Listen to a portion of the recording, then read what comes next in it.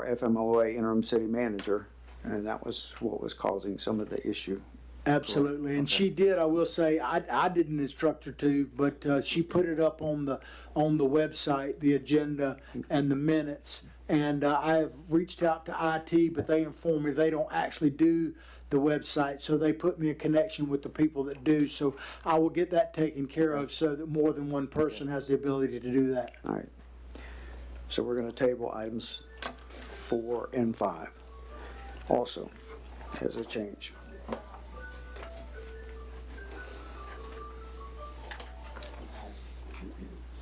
Okay, with that said, I'll entertain a motion for the adoption of the agenda.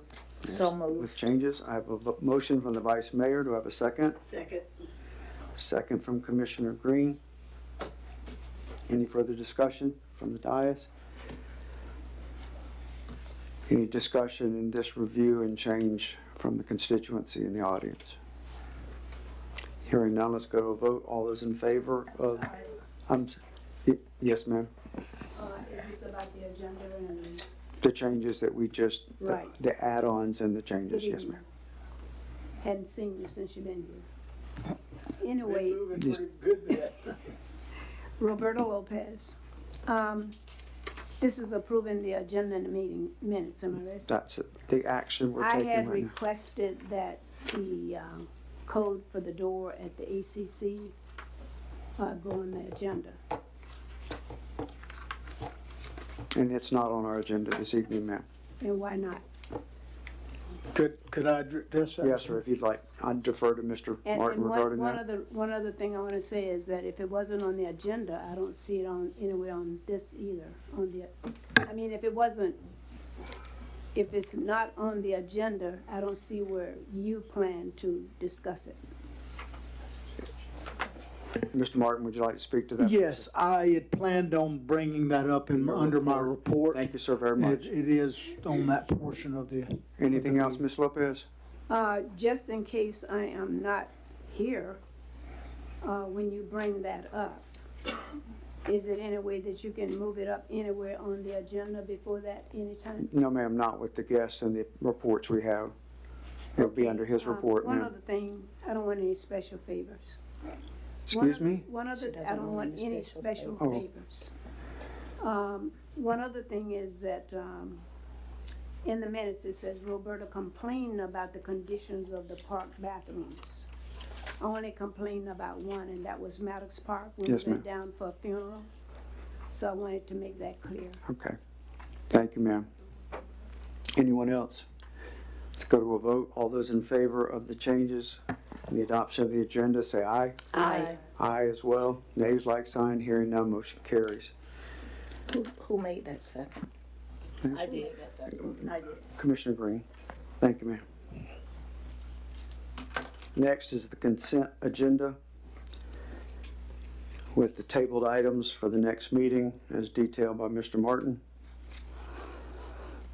Item 1 is approval of the minutes for December 8th, the approval of the minutes for December 15th, and the approval of the minutes from the December 22nd, 25 special call meetings. I'm sorry. Our next item, I'm sorry, normally it's the consent agenda next. Is first and foremost, every calendar year is the motion and action for Mayor Commissioner for the calendar year 2026. I'll entertain motions for that consideration for the mayor for 2026. We'll take each one, the mayor and then the vice mayor separately.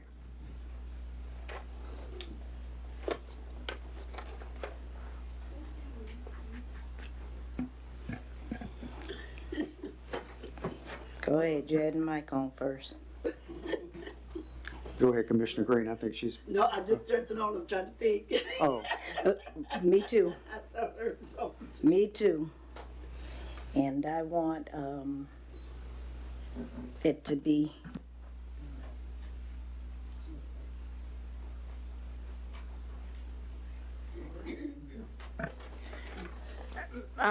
What does that mean? Smoother? Are you able to explain? I am able to explain. I believe that we spent this last year not being equitable and fair with all citizens. And I also believe that it has caused a lot of problems. There's been a lot of ruckus in the audience, and so we need a change, and I would like for it to be smoother.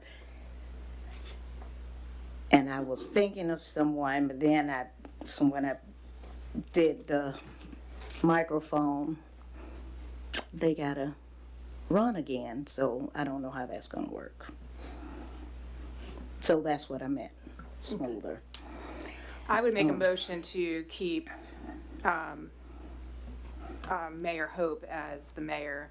And I'm not sure what the motion would be for vice mayor, but you're going to take them separately, you mentioned. Yes, ma'am, that's Okay. customary what we do. So that would be my motion on the floor for mayor to continue.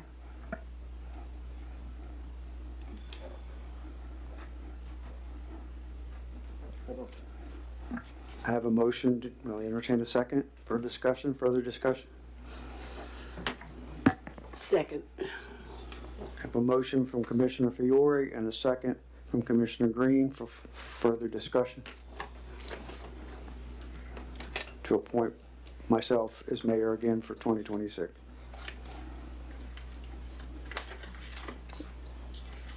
We can discuss it. And again, Commissioner Green was the first one that brought it up early in the year, that we need to be fair with all citizens. When those citizens come up here and state their names, the time should start. They all should get 3 minutes. It shouldn't matter who they are, because it's not fair to the people that, get cut off when, we say, okay, your time is up. And then there's other people that have 5-6 minutes before we say your time is up. So that is not okay. It's not fair to our citizens, because that is like we're giving one more time than the other. The second point that we brought up is that we give them their 3 minutes before we intervene. And if they relinquish their time, if they say, well, they're done, that's all the questions they have, and then we start to answer, they are done. They don't get to start back over. So those are things that did not work. We had a lot of chatter out there in the audience. Almost never nobody picked up that gavel to stop it. I started grabbing the gavel and hitting it last month because that is too much. It interferes with the recording in the back.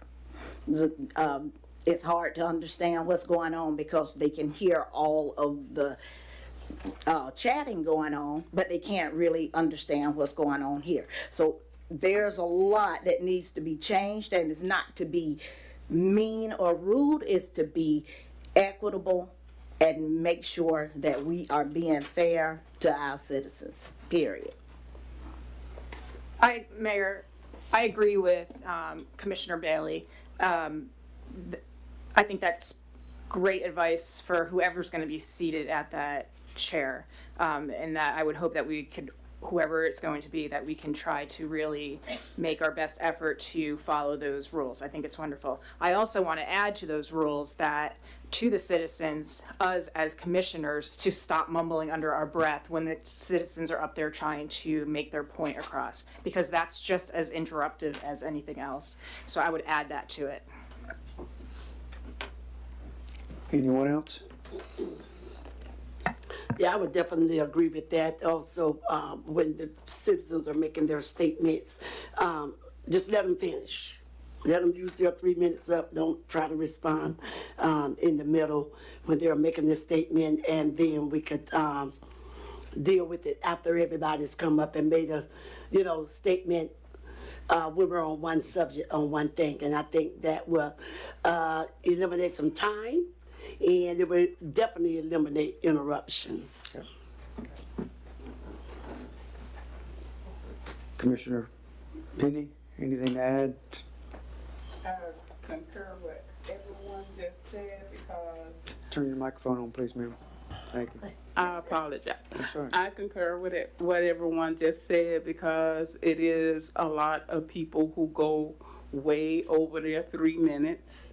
I don't know about the talking under their breath sometime. I guess because I do say, what did they just say? Things like that, but I can work on that. But we do tend to go over the 3 minutes, which make a meeting should, we shouldn't be getting out 10:30, 11 o'clock meetings when we come together. And I think all of us, commissioners and citizens, need to be more respectful of one another, because just because I had said one time way before, just because we work together don't mean we're gonna agree with each other all the time. And we're not. We can't agree with each other all the time, but it's for us as an adults, as the citizens, as the commission, to come to a common place, to a common ground that all of us can get together. I mean, all our personalities are different.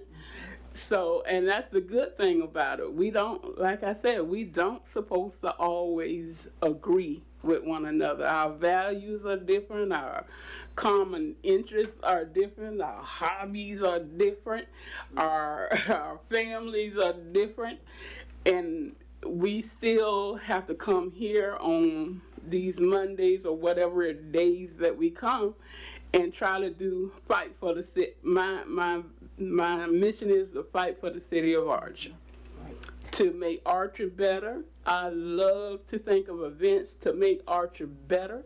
I like for our community to get together and have different things. And when we come and we to these meetings and we listen to the citizens and we listen to the commission, that's our job to do that.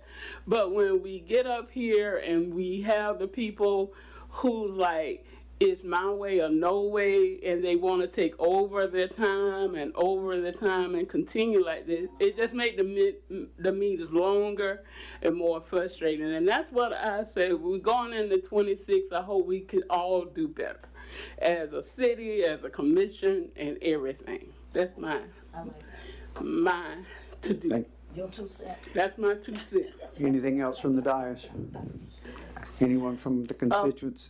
Yes, ma'am. Oh, okay. Go ahead. Yeah, but I also would like to add this because I know that we really only have 2 people that, Ms. Fiore, Commissioner Fiore is very new. My time and Commissioner Penny's time is, running out. So we only have 2 of you, and I would say to whoever we pick, we will remain, and we have to learn to have a little more patience with the citizens. Some things you just gotta just laugh it off. Just let it run off your back. I think that if we, we're in charge of the meetings, we gotta stick to the 3 minutes. Just stick to it, and just be respectful so that the citizens don't get all irate and upset with us when we respond in a way that we should not respond. The 2 people that really are eligible for this, you've done a wonderful job, but we can always do better. It's what I'm saying. We can always, make improvements and do better, but there's really only 2. That's really Okay. Anything else from the dais? Anyone in constituents in the audience, any comments, please? Regarding the motion that's on the floor.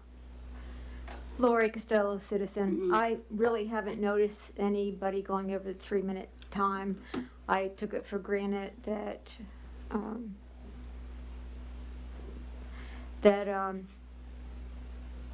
when you did say something, the time was being stopped, and then that's the way it's always been. And so I think that the minutes has, being a citizen out there, has been done pretty fair. Now, if you're going to wait until we're done, because I come up and I ask a lot of questions, and then I leave and nobody answers the questions. If you're gonna do it that way, answer our questions. If I asked a question that you can't answer, then let me know. But to go back to my seat with no questions answered is very discouraging. And that happens time and time and time again. So I know that a lot of you say, no, don't answer them after their question, wait till they're all done, and then by the time we're all done, you forget half of our questions. So please, if you're gonna do that, somebody needs to be writing down the questions. And they need to be answered, and if you can't, let us know. Thank you. Okay, anyone else?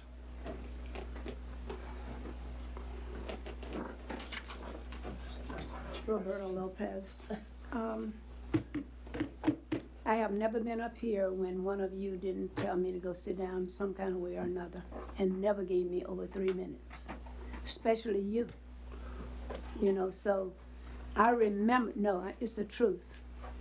And I recall Vice Mayor Bailey. I did my 3 minutes one night, and I started to walk off, and you had the nerve to tell me to go sit down, and I'm not one of your students. No, ma'am. I did it, and I have it on tape. So, you know what? The diocese up here sometime is more distracted than these people out here. You know what we see? We see people talking to one another. I want you to go back and look at the last meeting that we had. And I saw two people going back and forth while really good decisions was being, discussed. Just take a look at it, because it almost looked to me like it's violating the Sunshine Law. And if the attorneys would really look at this, they would see it too. But apparently they have blindfolders on or something, I don't know. But I know that I have come up here so many times and you never let me speak more than 3 minutes. Okay, thank you. Never, never, never. And that goes for you too, Vice Mayor, so I don't think you have any room to speak. Thank you, Ms. Thank you. Lopez. Anyone else? Is my 3 minutes up? No, ma'am, I You just, have we, 1 minute and 23 seconds. we just want to Good. keep it to I wanna the keep motion. right though. on The talking. motion on the floor. If my 3 minutes are not up, I'm gonna keep right on talking. So you better turn the clock on, cause I'm not gonna stop. You guys up here have been performing awfully when it comes to paying attention to us, listening to us, taking down our note. You're so busy want to say your 3 minutes are up. I heard that so many times from Vice Mayor Bailey, I couldn't even stand it. And then later on, I heard it from you. So it's going on. It's going on. And I don't know. I think the motion was a motion to have. No, ma'am, the motion is for Fletcher Hope to continue as mayor. Well, For I make a motion 2026. that, I'm not on the commission, but I was. I'm making a motion that we keep Mayor Hope where he's sitting, because I don't think I can stand much more of Mayor Bailey. Thank you. Anyone else regarding the motion on the floor?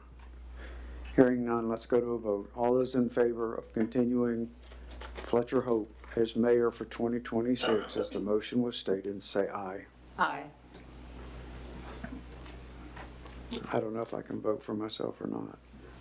Is that okay? Aye as well. Nays, like sign. Aye. Aye. Motion carries 3-2. Let's move on to motion and action for vice mayor, commissioner for calendar year 2026. Do I hear a motion?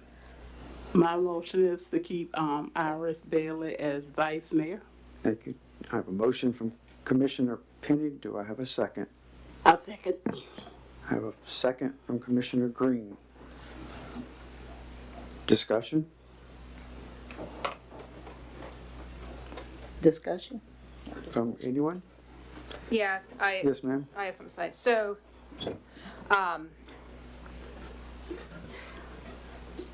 well, first of all, I don't think it's true that there's only two people up here that can hold those two roles, but I out of concur. respect. I am new, so I can see how maybe that wouldn't be considered. However, if Bailey was to continue, the fact that you find the need to grab the gavel, it's overstating your position. And so I would like to not see that type of activity happen over 2026. And when I talk about talking under our breath, and maybe it's just me, but like when you're agreeing with the audience and you're like, yes, yes, that to me is like under your breath. Maybe no one else feels that way. Mayor, when you're talking and trying to put words in the individual's mouth, it's just very disruptive. So I really hope that we work on that. So Vice Mayor, like I mentioned, I don't think you should be able to take the gavel like that and to try to limit that and all that other stuff under your breath, in my opinion. Thank you. Anything else? Thank you, Commissioner Fiore. So I don't feel the need to grab the gavel. However, when it gets really loud and it's so much that even when we're up here, and I can't remember what we were talking about, a city manager, interim city manager. We were literally trying to hash out what we needed to do. And it was so much going on out there that it was hard to focus on what was being said up here. It is not, well, actually, it's any of our jobs Point of to order. call point of order. So just- because I'm sitting here, yes, I grabbed it to call point of order. So you could call point of order as well. You've been recognized. But it took me almost a whole year before I finally did it, because it's like, because we haven't done it, it's getting worse and worse and worse, and it needs to stop. So that's that. Agreeing with the citizens, if I agree with them, I usually do affirm that I agree. If I don't agree, I try not to affirm that. And because when you don't agree with people, sometimes they take it negatively. And it's not about that, like Commissioner Penny was just saying, it's not about the person. It may be that I've already talked to some other citizens, and that's not good for everybody. And for me, my whole reason of being here is for everybody, not just the citizens that are able to show up to the meeting, but for everybody that I know that lives in this city. So I'm listening, I'm paying attention, and I definitely need to hear what's here. And since we talked about that, there have been times when Joni was sitting here, and she definitely asked about different things and that we had reviewed. So this is for whoever brought that up. I'm giving her the notes for what happened while she was in the restroom. And the same with Penny, because it wasn't long ago, I missed something because I was in the restroom. This wasn't you didn't ask about this. I missed something, and I leaned over and I was like, hey, where are we at now and what happened? And she, and she told me. So it's fine if the lawyers go back and look, because I know what my job is. And the two citizens that said they never had 3 minutes before we set this timer. And most of the time if I'm doing it, I wait for them to state their name before I even hit the time. The problem comes in, I don't know what happens when I'm not in the room and who hits it. I do pass along the phone so that they can hit the timer, but now are they doing it like I do? I don't know. But I'm sure we can go back and see that we have given some people 3 minutes. We have given some people way more than 3. And then some people have taken 30 seconds and walked away, which is fine. But Commissioner Green said, we all have room for improvement. And I believe that as long as we're on the earth, we have room to improve. Okay. Anyone else from the dais? Now, I just want to say, also in Vice Mayor Bailey's defense, that I appreciate her because, there were some points a timer wasn't being kept, and some folks was up there looked like 10 minutes. So, she was trying to keep order as far as, making sure that the person stuck to their time, and they did not a lot of times. They were like, they'll just keep going and going and going. And so we have to have somebody that's keeping the order up here. I appreciate that as well. Correct, and I'm not keeping the time by myself. People see what's going on here, so I don't get to say, oh, I'm gonna give her 1 minute, or I'm gonna give them 2 minutes. It is on 3 minutes and I hit the timer, so it's plain. I thank you for that assistance. And let me respond to one comment that was made about when they asked the questions, I believe it was Ms. Costello, that they want their questions answered. We are trained to allow you all to ask every question that you have. And yes, it is our responsibility to jot those questions down to whoever you are addressing that question to. And then, if we have those answers, then once everybody have made their statements, but you can't come up here and ask questions and then expect the mayor or somebody just to keep responding to you. Then for it is 6-7 minutes gone by. So the 3 minutes so that everyone will have their fair time to speak. But we can no longer allow you to come up, ask your question, and you stand there for answers. Ask another one, stand up, and sometimes you got 5 or 6 questions.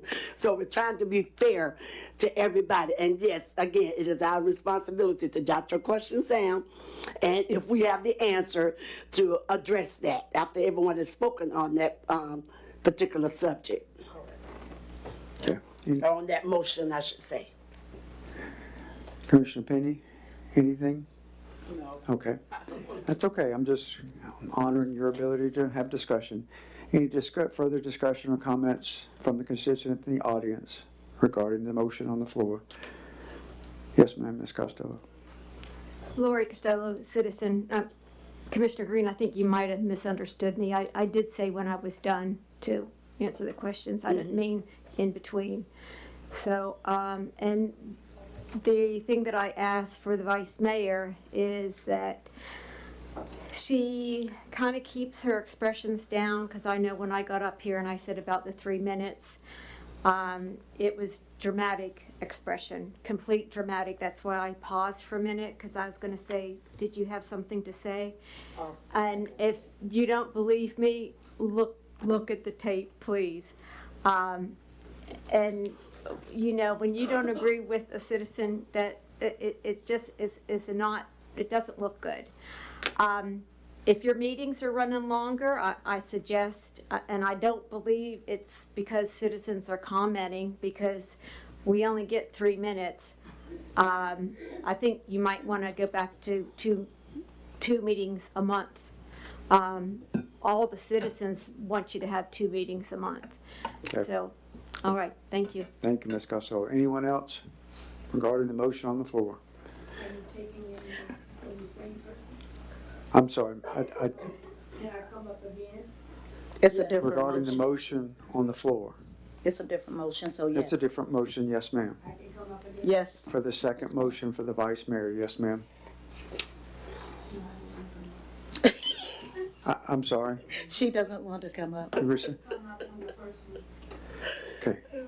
Hearing none, let's go to a vote. All those in favor of the motion for Vice Mayor Bailey to continue for 2026 calendar year as Vice Mayor of the City of Archer, say aye. Aye. Aye as well. Nays, like sign. Nay. Motion carries 4-1. Thank you all. You're welcome. Now the consent agenda with the tabled items 4 and 5 to be included in the next reporting meeting, February 9th, I think it is. I have a motion to accept the consent agenda for the minutes with the Scrivener correction that was presented by Ms. Lopez for December 8th. Specific, it was just a Scrivener specificity. It was the Maddox Park restrooms. So And the moved. Condition. I have a motion. Do I have a second? Second. Have a motion and a second. Any further discussion from the dais regarding the consent agenda items of the minutes for the 3 meetings in December? Hearing none, anything from the constituents in the audience that hadn't already been spoken about, and corrections on the minutes or Scribner additions or clarification? Hearing none, let's go to a vote. All those in favor of the consent agenda as presented, say aye. Aye. Aye as well. Nays, like sign. Motion carries 5-0. Next is our guest. Agenda item 1, Powell and Jones CPA fiscal year 24 audit report. Thank you, Mr. Perla, for being with us. Hey, thank you for having me. As of this time, we are not completed with the audit yet. We will have the audit completed by the 15th deadline the state has sent out in their latest letters. We are almost complete. I've been looking over the drafts the last today and over the week before. We're almost there. We've been having some issues with getting certain records ready for the documentation for the audit, and this is part of the reason why we're going to end up issuing a disclaimer of opinion on the audit, because we weren't able to get sufficient appropriate audit evidence to say that we believe that the records are going to be are accurate in our opinion. There's certain things that just can't be worked out without going to a forensic level of an audit, but we're trying to wrap things up now where we're at and come to a place where we're saying, hey, this is where things are, because we just couldn't get everything that we need. And that will be both in the report and a summary. Yeah, that will be. I know the summary's already there, but can you be succinct in that summary of what you're speaking to and those items that aren't provided? A recommendation of a continuation of a forensic audit in the 24.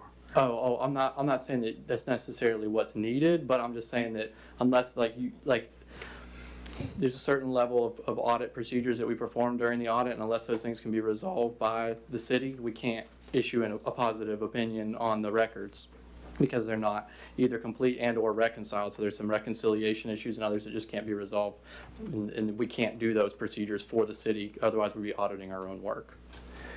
So leads me back to my question. So will you be giving a recommendation of a full forensic audit?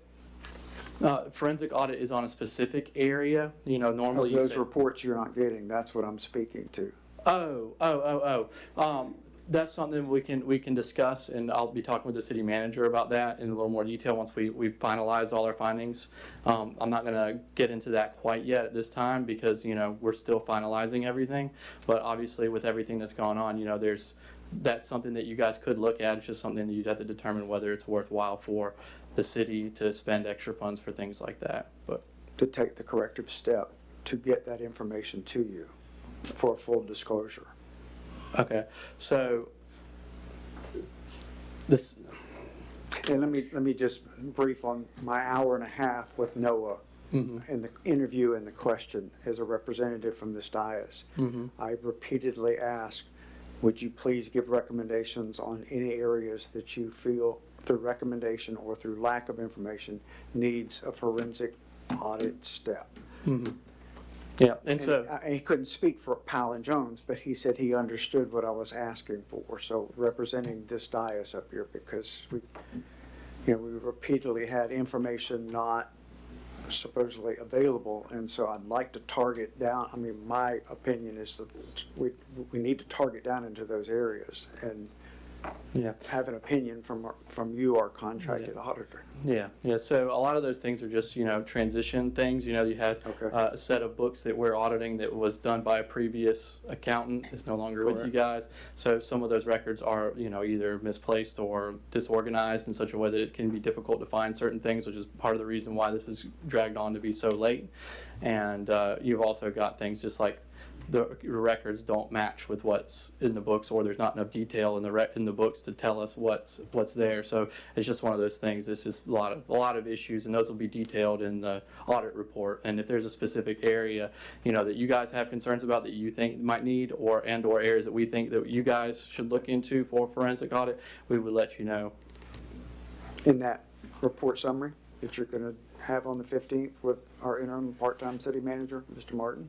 Okay, I'll talk with him about it, and at the next meeting I can present that, or I can let him know what we're going to do and, go from there. But right now, it's just one of those things that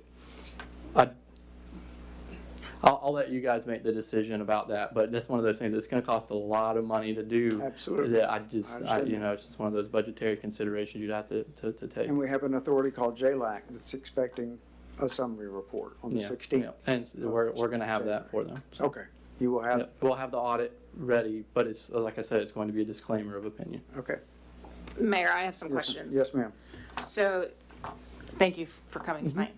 So, you're gonna have it ready by the 16th, Mm-hmm. draft format. When were we gonna get a copy of that to review? Okay, so that will be we'll have that to you guys so what has to happen is we have to send it to the city's manager, and it'd be his obligation to share that with you. And you can review that, but our goal is to have it to you guys, and with his approval, send it to JLAC after that.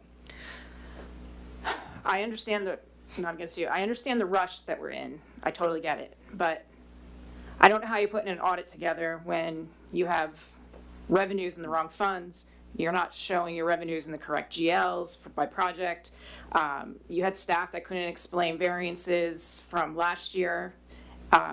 So we're going to put forward a document. I know the best that you can do with the information you've been provided, but I mean, we're not going to put out a good document.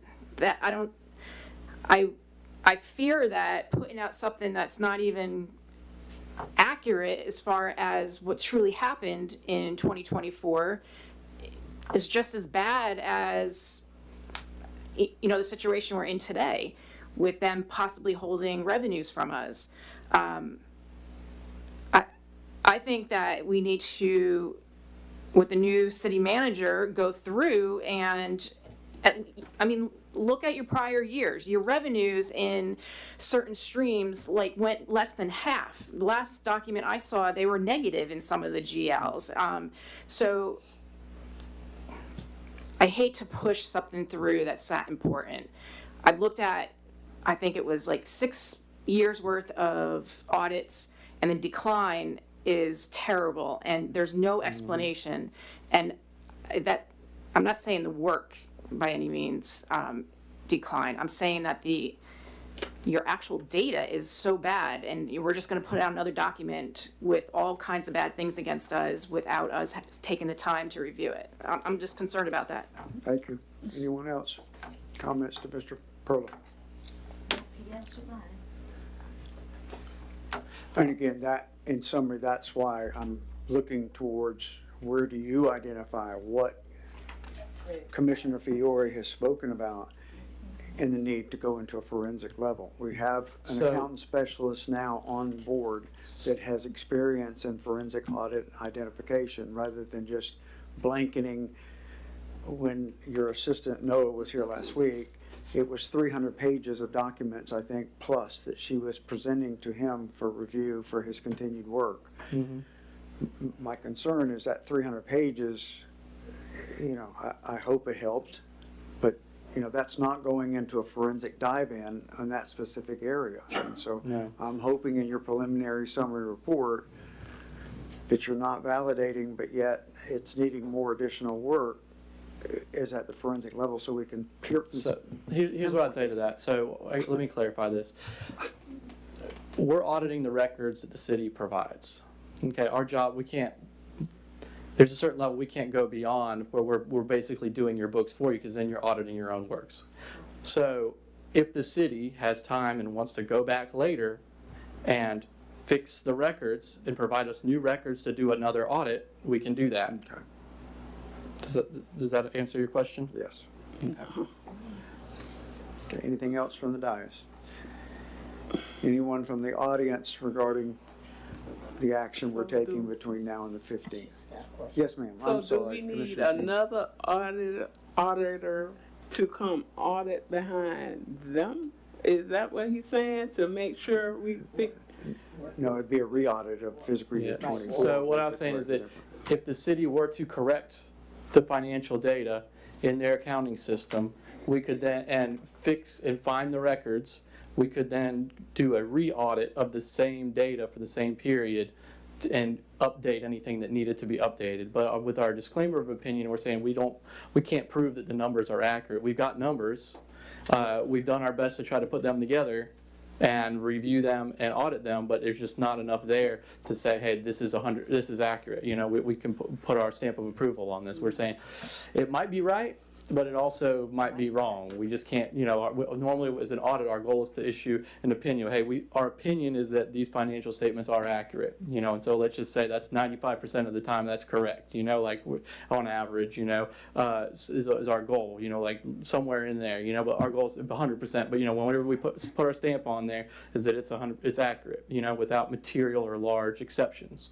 Okay, there's going to be small stuff, of course, but you know, there's not any material deviations from what's written there from being true.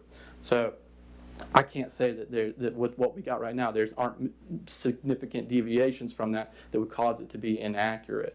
But if the city were able to go back and rehash a lot of their records and try to agree things up and get a better grasp on what's going on and give us those records to where we wouldn't have these discrepancies in our reconciliations, we didn't have bank account reconciliation, there's, you know, and stuff like this, you know, then we would be like, oh, okay, we can issue our opinion and say that we believe these are accurate. But right now, because of the reconciliation discrepancies and the lack of certain financial data or supporting data, and you know, just like missing things in the books that just don't have any descriptions on them, you know, we got some miscellaneous charges just with nothing on there, miscellaneous, you know, stuff like that. I can't say, you know, with in good conscience that that's accurate, but I can give you the record of what it is and what was provided and so forth.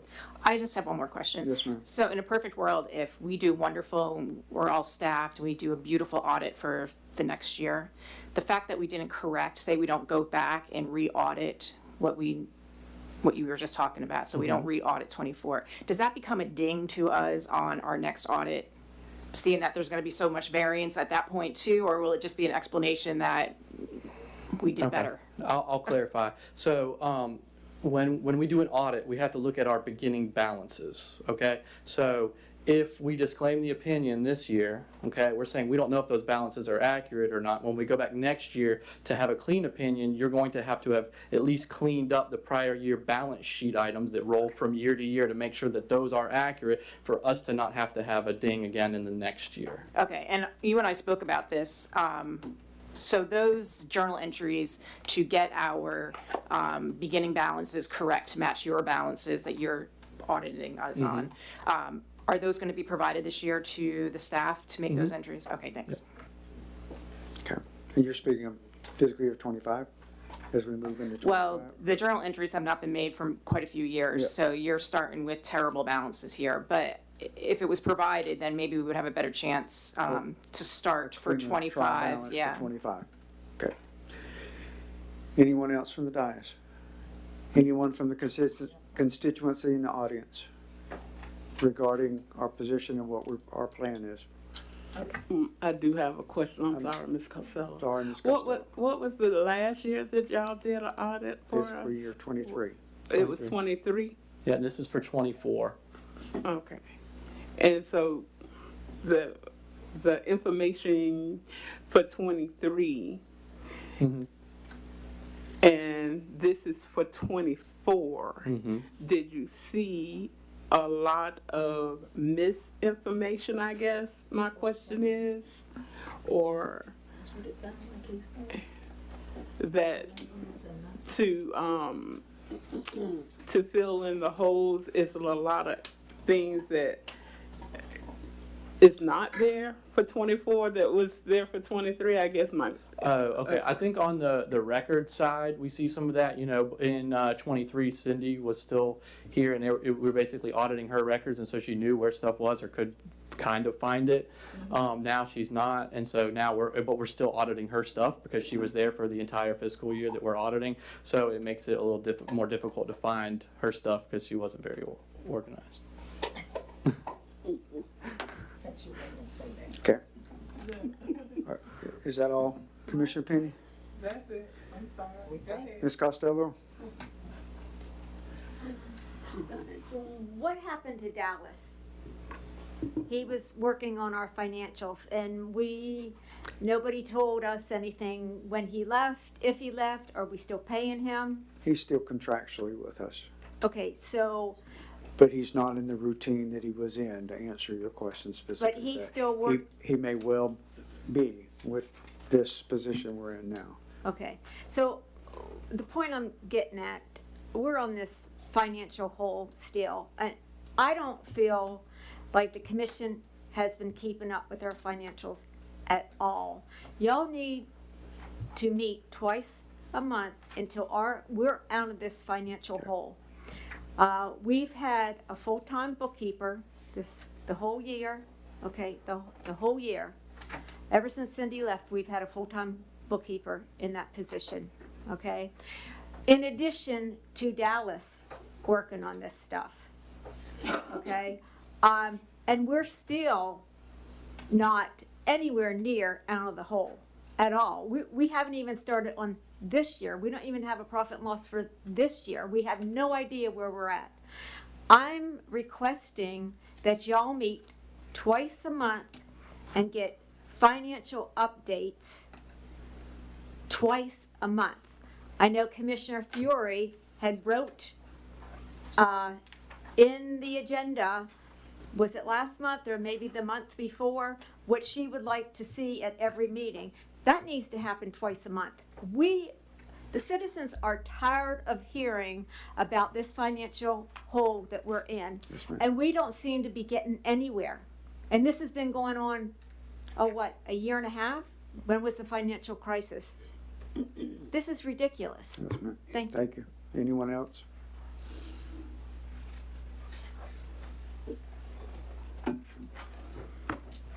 Gene Arnold.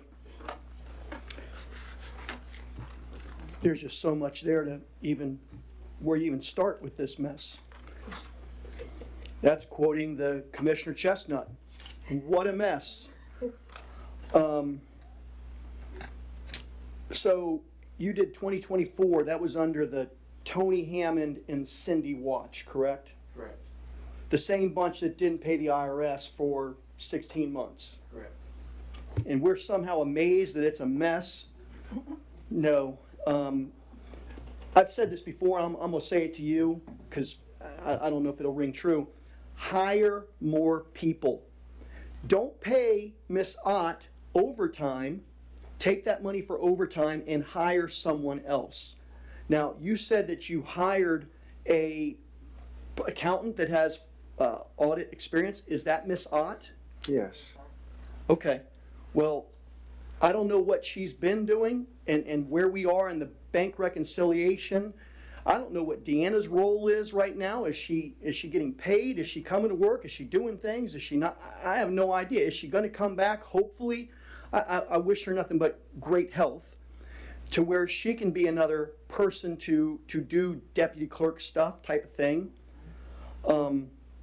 If we get a full-time city manager, ultimately to try and dig us, because we've got these grants. We've got millions of dollars that's going to roll in here to the and every it seems like every other meeting we're talking about, hey, we got another grant. Okay, that's another $3 million. That's not this and that. We're going to need good people to manage that, and it's going to take us more than we have.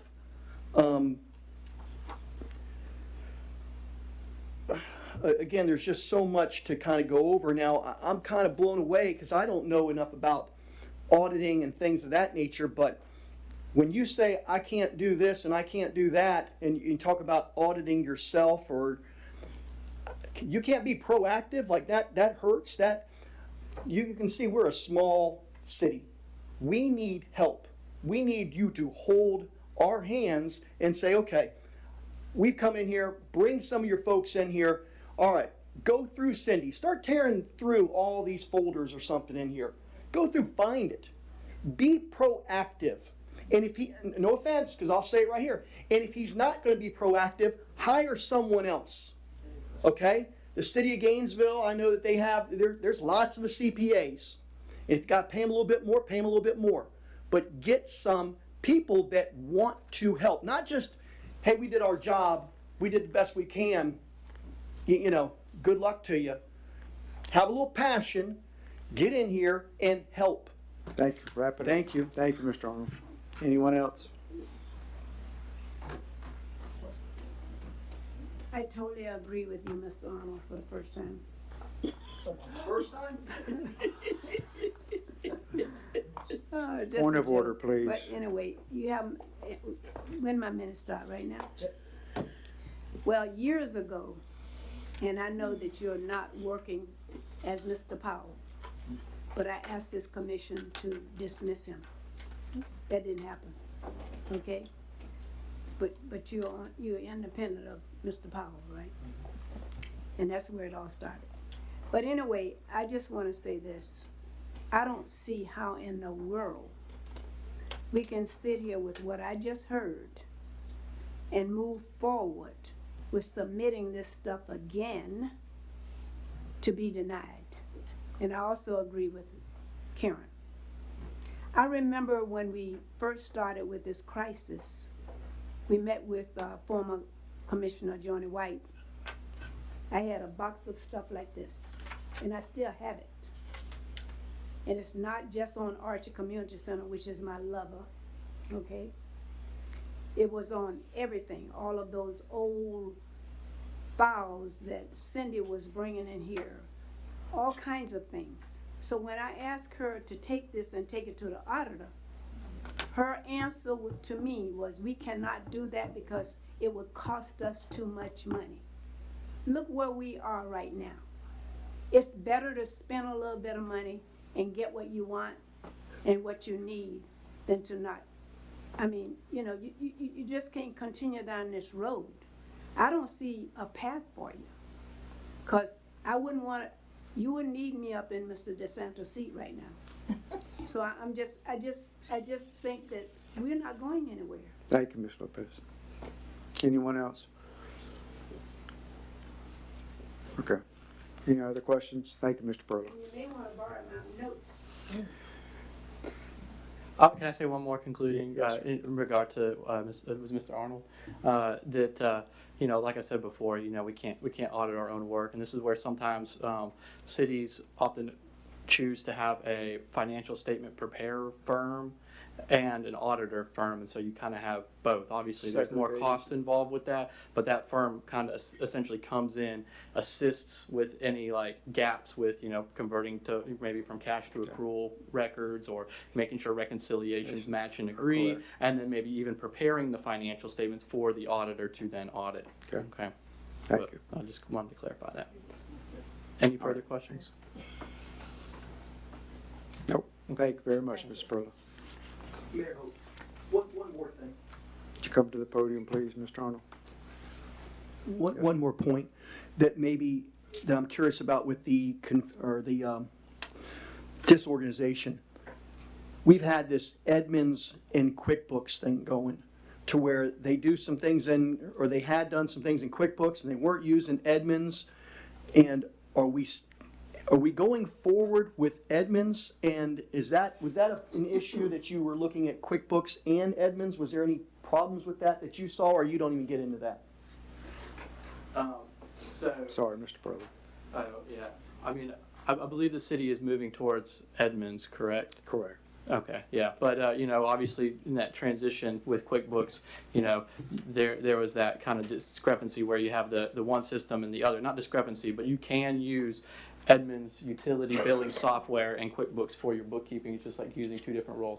Right now, the city's paying for Edmunds as its accounting software and its billing software, but you can use it independently as the billing software and then use another accounting software for your accounting side. So it's just a matter of making sure they agree and integrate, which is where problems have occurred.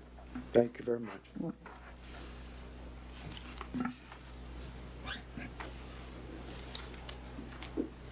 Okay, next is public announcements. So, I'm sorry. no, you're good. Public announcements. So going back to what we discussed, and Mr. Arnold, no disrespect, but we can't continue to allow people to come back a second time if they had their 3 minutes. So I'm I just allow saying, that. My apologies. because that makes Well, it point- unfair for the second person that wants to come. I agree, but we got something out of that we can We have a did. separate financial person that can do the educational piece or assistance piece, and they're not auditing their own work. And it takes more staff. And Yeah, 30,000 feet, Mr. Arnold, thank you for that input. That's what we've got to consider from a Yes. separate financial accounting, and those sources are out there. Mayor, may I put in an announcement? A public announcement? Yeah. Yes, Mr. ma'am. Mayor, could I ask for, I'm sorry, Commissioner Fiore, just before we move on, just for clarification for my end from the auditor, if you don't mind? Yes, sir. Your input is important. Thank you. Yeah, Mr. Martin. so I just want to make sure I understand that, so, he's gone. I was trying to, I'll find out from him. I'll just say publicly what my question was, and I will get an answer from him tomorrow, and I'll share it with you. I just want to make sure if I understood what he was saying, because I know everybody wants to hear the information, believe me, I do We too. had to review and approve, But move to sending it to JLAC. The JLAC component doesn't solve your problems, but the one thing I have found, and I'm not accusing anyone of this, is that they don't want to feel like they're being ignored. So I don't want people to gloss over, if you will, that might not be the proper term, with all the struggles you're having, that getting some statement from the auditor by the 16th is very important, even if it's all bad news. It's a point of reference of what our plan Right. is moving forward. So I just want to make sure that I was understanding that. So I'll contact him tomorrow, because I want to make sure that no matter what happens, yes, findings and all this kind of things for you to review, which as soon as I have them, I will turn it into you. But it's critical that you get some level of report to them by the 16th, even if it's totally bad news. I'm not saying it will be, because that is very important, But a because they statement of don't. taking corrective action and Correct, what our because plan I'll is. say one more thing, because my experience has been that the state has will they ultimately take over a town if they have to? Sure, but they don't want to do that. That's the last thing they want to do. So it's important to make sure that they don't feel like they're being ignored. And I'm not saying that that's what's happening, but if that is delayed, that will be. And I need to get clarification from him, and that, I'll give you that answer. But report you out. have my commitment that the minute I get that report, I will send it out to you immediately. Thank you. Okay, announcements? Yeah, so it's about announcements. Yes, ma'am. I had some citizens reach out to me and stated that they wanted to put some announcements on the electronic billboard. And the response was that only Deanna has the password to update that. So my question to the city manager, if you don't mind, is that still the case? Did we get the password yet? The short answer to that is no. I think that there's going to be a part on the agenda where the attorney's going to speak to some issues about the FMLA and all of that. And, I mean, I can certainly address it now if you want me to, but I plan on addressing those things of lack of being able to get certain things and trying to seek a remedy to it under that item, if you don't mind. Okay, But I don't no, mind that's that. fine. I would just hope that all passwords will be required to be transferred over to the interim city manager. Thank I you. concur with that. Yeah, I That's actually. all I had for this part. Just in response to that, to Commissioner Fiore, I did contact the Emerald Data today, because I've already been, you gotta understand, when I first came in, literally, I didn't have a phone, a computer, it looked like, no one had been in there in a while. And so I got all that straightened out. I didn't have access, that computer, which surprised me, didn't have access to Archer Docs, which is where your joint records are kept. And so I contacted immediately Emerald then and got all of that. And now I'm realizing that there are many things that I still don't necessarily have access to. And just to give you an example, the website, and I found out that Emerald doesn't have anything to do with that. I've made contact with the people that do, but I have requested to Emerald for them to review all the different things that they do and make sure that I actually have connection to that, and they're going to do that. So I've run into that frustration myself. Thank you, Mr. Martin. Now announcements. Yes, ma'am. Thank you for your patience. Welcome. Hi. Hey. My name's Jasmine. This is Michelle. We're with the Alachua County Sheriff's Office, and we just wanted to talk to you about the movie night. I believe Michelle has talked to you about it before, and we sent the waiver in to, sorry, I can't remember her name. Tangi. And Can you pull the mic a little closer? Thank you, ma'am. sorry, I'm short. That's, it's me. And so we just wanted to come up here and talk to you more about that. Okay, With the waiver, if you're amenable to waiving the fee, great. If not, we completely understand, but that is something we wanted to discuss tonight to get that set in stone so we can move forward with the It's event. next Friday. Yes. The movie night is next Friday. it's next Friday. Yes, the 23rd. And the application has been It has completed? been, and I it- talked to Tangi, she said she had been out, let me get it. Yes, ma'am. That she was out sick with the flu, and so she had not done it, but we had sent it in. And so I touched base with her today when I realized she had not confirmed, I had not heard back anything, and then she pulled it up and she said, oh, it's here, but I've been out sick with the flu. Okay. The So, pleasure so of the dais would be to, Mr. Martin, you send that to us? And then, I literally just found out about it about 15 minutes before we convened. That's when I found out. go ahead. And I'm not saying these ladies did anything wrong. Right, 'cause I called earlier, but like I said, the email with the application had been in. Very important, yes, ma'am. So I remember that you came forward and talked about it. I don't remember the time. What's the time? So it was gonna be from 5:30 to 8 p.m. at the Wilson Park, Wilson Robinson. showing a movie on the jumbo screen. We'll be providing pizza and hot chocolate and all of that for kids, and certainly we know their parents have to come, but provided with, the focus is on the children. Yes, ma'am. And so our partnering with Archer would be that we could just utilize the facility without the fee. This Friday. Next Friday, the 23rd. 23rd. Yeah. So, And we were asking, because of course we want to put the flyer out, but we Flyer did not want to put the So, flyer out until we came Vote this on it evening, but tonight. we wanted to. Are you making a motion?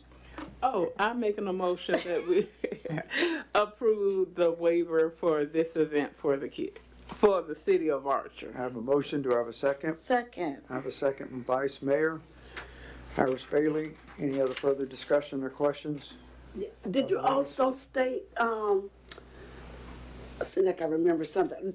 Did you state something about if the weather is bad as far as maybe Oh, using the yes, community we center? checked, we checked the might wanna weather and figure that- it says that it's going to be good next Friday. However, if it was, if the temperature just bottomed out and it was unbearable to sit outside, or if it rained, if we could utilize the community center. But we are hopeful that we don't want to do that because that's a different cleaning. If you've got kids drinking hot chocolate and eating ma'am. pizza and we're gonna have cookies and chips, we want that to be outside. So barring, again, the weather completely bottoming out, we're gonna be outside. Mayor, I have a comment on Yes, that. ma'am. I'm fine with all that, but before you all approve this, you probably need to look at if anyone has that place rented for that Friday night. Well, You know, She That said was it my- was available. The building also. Uh-huh. She When I did talked put to it on the Tangi, calendar. yes, she said that put it it on the was, calendar, so yeah. no conflict. because we talked about it. Anyone else regarding the motions on the floor? I just like to say, I think it's a wonderful thing. This is ASO sponsoring this. Yes. So I think it's a wonderful thing, and we appreciate, let our sheriff know that we appreciate them bringing something in for Archer for our youth. Yeah, it's our commitment, and it's the sheriff's commitment, again, to not just be law enforcement, but to be partners in the community. Certainly, we will make sure you all have the flyer. We would love for you all to come. The sheriff is gonna be there to have some words, and we're gonna be giving out a book that correlates with the movie. So we will, okay, thank you, Ms. Martin. And so we'll make sure, get that, so you all have that information, and then again, any children that you all know to touch base, but we will be in the community, we're gonna drop the flyer off to the school and all that to make sure that the kids know, and we want them to come out. Based on this vote that we're about to take and contingent on approving it, with the review of the application, you have the communication of Mr. Yes. That's what you Yeah, and just he has. I don't have any cards yet, so I just had to write it You have down. your city email for her. I do, and I to be gave able it to her. respond to. Because it'd be nice if you could just send that flyer directly to him, so certainly then will. that could First then thing get in on the the morning. website, even though we're on the 23rd hour, the public could get notice of this, because it's a wonderful program, okay? Thank you. Anything else from the dais? Any questions of the ladies before we go to a vote from the audience regarding this public event for children, sponsored by our ASO group? Thank you very much. Is there another co-sponsor, or it's all ASO? And Children's Trust. Children's Trust. Yes. Okay, I thought that Okay. was also, thank you. Forgot about that. Okay, let's go to a vote. All those in favor of the motion to approve this? Say aye. Aye. Aye as well. Nays like sign. Hearing none, motion carries 5-0. Thank you so much. So I'm putting it on my calendar. Please. Yeah, if you need help, you could just let me know. Oh. And, yeah, I'm putting it in the calendars blocked off so that, I'll be available. Awesome, awesome. Thank you so much. We appreciate Thank it. you, ladies, very much. Thank you. Thank you, Children's Trust. And Mr. Martin, if you could just get that out to us, once you get that attachment. I then- got my note, I'll take care of it first thing. Yeah, we can share it with churches or whatever also. So, okay, thank you. Any other public announcements? Okay, moving on. Public comment period. Please limit your conversation. Oh. I'm sorry. Yes, I ma'am. don't have the flyer, but isn't there, an MLK celebration? Shiloh, the second annual MLK The 19th. thing? too. Yeah, it's on the, Yeah. 19th. Okay. At Shiloh, at the Yes, church it's I gonna this think- be year? at oh, the she's church at looking. 11 o'clock. You'll turn your mic on I'm and sorry. announce that. Yes, it's at Shiloh's church. Pastor Walker is sponsoring that again, and the Shiloh Missionary Baptist Church is sponsoring that again, the MLK program, and it's going to be on January 19th at 11 o'clock a.m. at the Shiloh Missionary Baptist At the Church, sanctuary. The church. at their sanctuary, yes. Thank you, ma'am. Thanks. All right, moving on to public comment period. Please limit your comments and conversation to 3 minutes. Yes, ma'am. Joan Well- White. Congratulations, Mayor, Vice Mayor, another year. Thank you. Mayor, you are rude. Ma'am? You are rude. Oh, You just interrupted. That's the reason I came up here, because I went through it so many times with you. But you just interrupted the city manager twice while he was talking about the auditor. You have a tendency, and I don't think you realize you do it, but you want to finish sentences, you want to interrupt us in the middle of something, and you talk about prolonging. I won't get 3 minutes if you continue to interrupt. That was the first thing. The second thing was, Miss Roberta did give me papers for the auditor last year before last. I turned them over to Caleb. What she was needing went deeper than what they do. And it was gonna cost us a forensic audit. Now, my question is, and I should have come up with the auditor, but I didn't want to come tonight, period. But we should start our new audit in June. What's gonna happen if this audit's not ready by June? Can we ask him that? Will you talk to him, Caleb? Yes.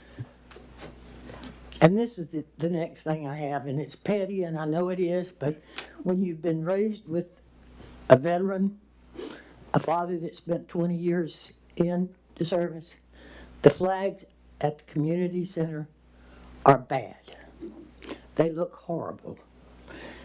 They're at half-staff and have been that way since before Christmas, I think, or longer. And I don't know why they're at half-staff, but they've been that way for a while. Could we please get those replaced? Yes, ma'am.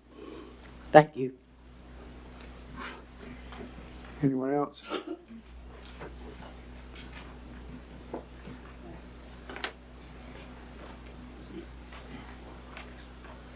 Sorry, ma'am. Roberta Lopez. Yesterday, I sent out an email at 9:16 a.m. And I sent it to the temp manager, the mayor, and the commissioners and staff. And I said, I'm aware of the financial crisis at City Hall. However, the operations of the city must move forward. Many of our citizens have offered help. I am forwarding my observations, questions, others, so that you will be able to address my concerns at the upcoming meeting on the 12th. We have been told so many times to give it to you in advance. So if you pull up your email in your phone or wherever you may have it, you will see this. I have about 6 items. The first one is, when will you review the revised charter so that all will be on the same page? It has been done by the Charter Review Committee. Please set a date for this to happen. Number 2, it is my understanding that funds are in the wild spaces, public places, and I want to know, when are you going to have a finance meeting to determine how these funds would be spent? I'm recommending that the Veterans Memorial, that's funny that she brought that up, at ACC, new flags should be included and repairs done. I wanted to raise over $5,000 to fix it, and I was stopped right here. Have you cleaned the ACC floor yet? And if not, why? Are you renting this facility to the public and taking their money, and it should be in tip-top shape? Who is responsible now for checking the building before the rental and after? I was told by Deanna that Vice Mayor Bailey was responsible. Is this a fact, Mayor Bailey? If cleaning is necessary, who cleans? I would like to ask Commissioner Fiora to take a tour of the ACC, and I will be glad to go along to show her where the infestation is, or was. And we can pass that to the attorney, yourself, and the mayor. Okay, you have a half a minute, Ms. Lopez. Okay, the other one is I'm requesting a code to the ACC when needed, and I won't read it all. I'm asking again for my public records request. The books are there with the applications, and the funds coming in should be written on the application. What is the problem with completing this task? Get some help by allowing people in the office. What is the problem? Thank you, and I hope I will be able to get answers to my concerns and issues. Thank you, Ms. Lopez. Anyone else? Is that all you need from me now? When am I supposed to get my answers?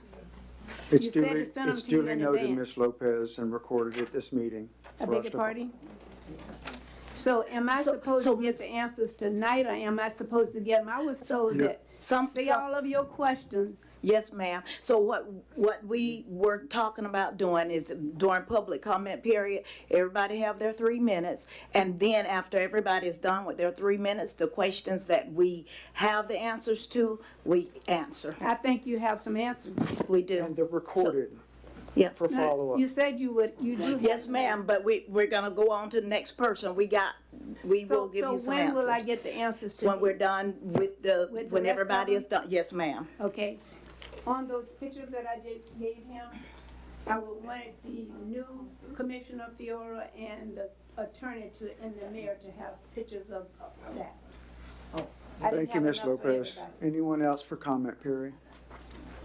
Yes, ma'am. Sorry for the delay. Lori Bernardo, Archer Citizen. Yes, ma'am. I sent a letter back in December 10th on formal complaint regarding harassment and false allegations.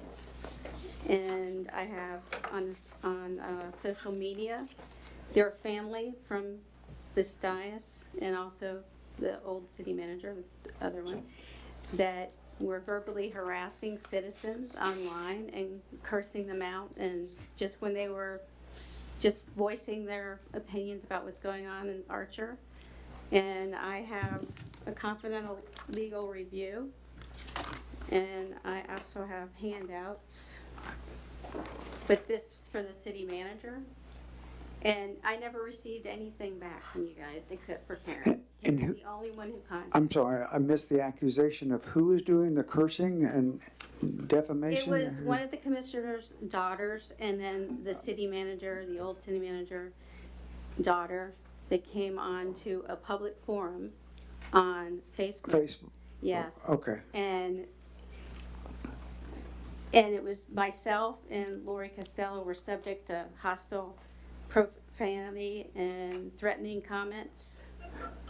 And that Facebook, we have nothing to do with on the city web, on It the looked city. very poorly on your dais, I'll tell you that. Yes, ma'am. It's really. The connectivity, I I fully mean, understand. that. they continued to harass me until we blocked, I blocked finally because she would not leave me alone or Lori Costello, and I think that's so inappropriate. My apologies, yes, ma'am. And I have copies of what the family members wrote. And I don't understand why no one else besides Karen contacted me about you guys don't think that's a problem? That these family members I can are- only speak personally, so I can't control something that's outside the purview of the city's control, so. These are people that are on the dais. Yes, ma'am. Daughters. You're talking about that's in the city staff? No. Vice mayor and the old city manager. Okay. Yeah. So, I mean, how are citizens allowed or feel non-threatened on a forum when that's going on? And I think something should be done about it. Okay, thank you.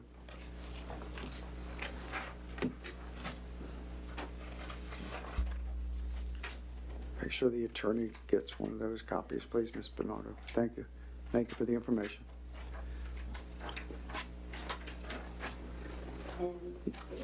Yes, sir, Mr. Arnold.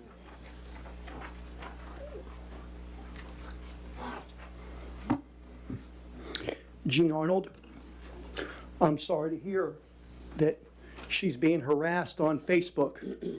I can only imagine what that's like. Correct. All right. Good news. Lizzie Jenkins is not here, I don't believe. All right, well, I will let her talk more about it, but we had a wonderful time at the Archer Depot. The vice mayor was there. I understand you were supposed to be there, couldn't make it, but gave your remarks. That was very nice. And it was a wonderful program. Of course, Queen Lizzie did a wonderful job, and Miss Green and her staff did a tremendous job. And then they had 7 to 8 local candidates running for county commission and judges and things of that sort. So it was a good thing, good for Archer. Secondly, God bless you guys. You all last year voted and reduced your salary from $500 a month to $250 a month. And some folks, not everyone, but some folks come up here and they're, I don't know if rude's the right word, but they're not nice to you guys. And you certainly take your shots on the Facebook machine. And I guess that's just part of it. You sign up for it, I guess. Some of the things that I believe, just talking out loud, I think that the city should be going Monday through Friday. I'm adamant about that, just gonna keep saying it. I do think you all should have 2 meetings a month, even though you reduced. I just think it's important. I still think we're in a financial crisis and we got too many things going on. But I also think, and Lord knows I like to speak, but I think that you should have one public comment period. I think it should be at the end and just, you got 3 minutes to speak your piece, and that's that. So I don't know how that's done, but that's my take on it. Lastly, Commissioner Fiore, you talked about revenue being down. I don't know the numbers. I know when Dallas was here, he did an interesting chart a while back, and he showed how maybe 15 years ago, Archer was doing pretty well. And basically, in that last 15 years, it has just gone like this. It's just been a slow, steady decline for whatever reason. Now, I know that when they do the audit this year, they're going to find that we are less $15,000 to $17,000 at least due to a theft of cash. That's just the reality. That's a fact. Now, do we know when the Tony and Cindy regime was in place, how much money could they have possibly, siphoned out? Was there a checks and balances? And it'll be interesting to see how your water fund, if it was 500,000 and it went down to 300. Thank you. Thank you.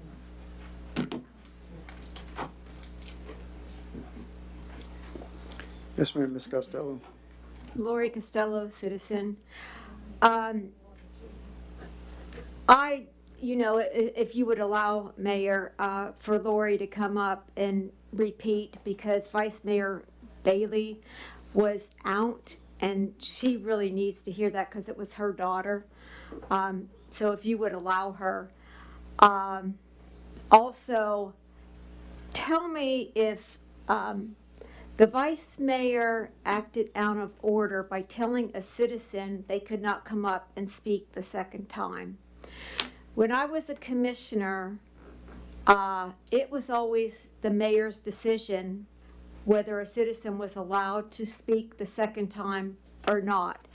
Also, it was a decision of the mayor whether he or she wanted to give the citizen extra time. Excuse me, did you have something to say, Vice Mayor?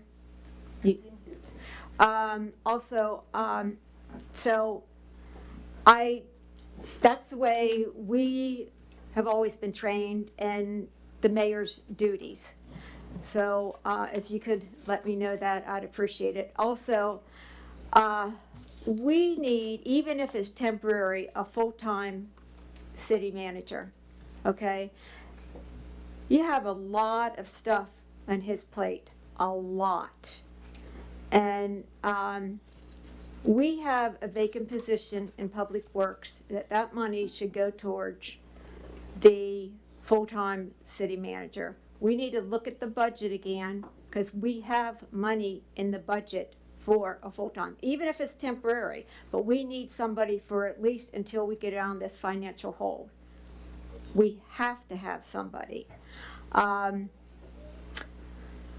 see, and will we be getting a manager's report along with the commission packet on Thursdays? As standard, it was just sent to enter that a late delay. But you're at 48 seconds. Okay, and again, I don't know how to say again, please meet twice a month. Right now, we're just in such a financial crisis and think about doing at least a temporary full-time. Anyone else? Deanna left a lot of undone work too. That's another reason. Yes, sir. Welcome. Jonathan Ramsey, good to see you again, Mr. Mayor, Yes, sir. Miss Vice Mayor, and Madam Commissioner. Welcome, Mr. Ramsey. It's been several months since I've been here, but again, my name is Jonathan Ramsey, or JR. I am one of your Alachua County judges. So I'm here for two reasons. One, to give you an update on the judiciary. We are down to one county judge and one circuit judge right now, and those should be filled, I think 3 weeks from today is the deadline. So finally, about at the end of the month, we should be back at full strength, hopefully representing all of you all as well as we possibly can. The second reason I am here is, and I was actually one of those judges that was here with the Vice Mayor, Mr. Arnold, and Ms. Jenkins last week, is I'm trying to get out here and meet everyone, because this August I will be up for election, and so I want to give people a chance to get to know me and get to hear you guys. I think too often we focus solely on Gainesville, and I'm not trying to focus solely on Gainesville. So I've been to Archer, I've been to Micanopy, I've been to Waldo, I've been to High Springs, I've been to all of them, trying to hear what is actually important to you guys and to your citizens, and give you guys a chance and an opportunity to meet me as well. Because I know frequently when it comes to judges, there's like this wall, or this veil, where nobody actually gets to know who we are. So I'm going to stick around. I'm going to try to be here, and when the meeting's over, I'd love to talk to everyone and answer any questions you guys have or concerns you guys have about the judiciary. Thank you. Thank you. Appreciate it. Thank you, sir, very much. Anyone else? All right, so, Yes, ma'am, you'd like to comment, Vice Mayor? Yes. Yes, ma'am. and that is what I said to the mayor. I will respond to Lori. I have the letter here from Lori. I don't know who she is. When she came up, I didn't know this is what she was bringing. However, now this is my take. If you're on Facebook and you're bashing someone and somebody responds with something that is negative and they're adults as well, I can't control that. If you have paid attention, I have been off of Facebook. I stay off a lot because it's a lot of drama there and I have no time for that. My time is well spent doing things that are positive. My daughter did tell me she responded because she didn't like how people were talking about her mom. And I was like, oh boy. Well, I did not go on to look to see what it is, but my daughter is an adult. So I don't make it a practice of controlling what adults do. That's why I don't control people here or you. Adults are adults. All right, so that's my thing with that. And I did not overstep at all. I made a reference to the dais that by Mr. Arnold coming up a second time on the same motion, that's one of the things that we discussed. I didn't say, sit down, Mr. Arnold, you've already been here. None of that. I let him finish and then I made it a point because if we're not aware of the things that we're doing, we're going to continue to keep allowing it to happen. Okay, thank you. Anyone else? I think it was a couple things for Roberta. Do you want to do those? Or no? No, I don't. It's recorded, the questions duly noted for action to be taken. I do have something, Yes, ma'am? Mr. Mayor. So I have adult children too, and I would be devastated if some of their remarks, even if they were making fun of me on Facebook, I would try to tell them to restrain from ever making remarks.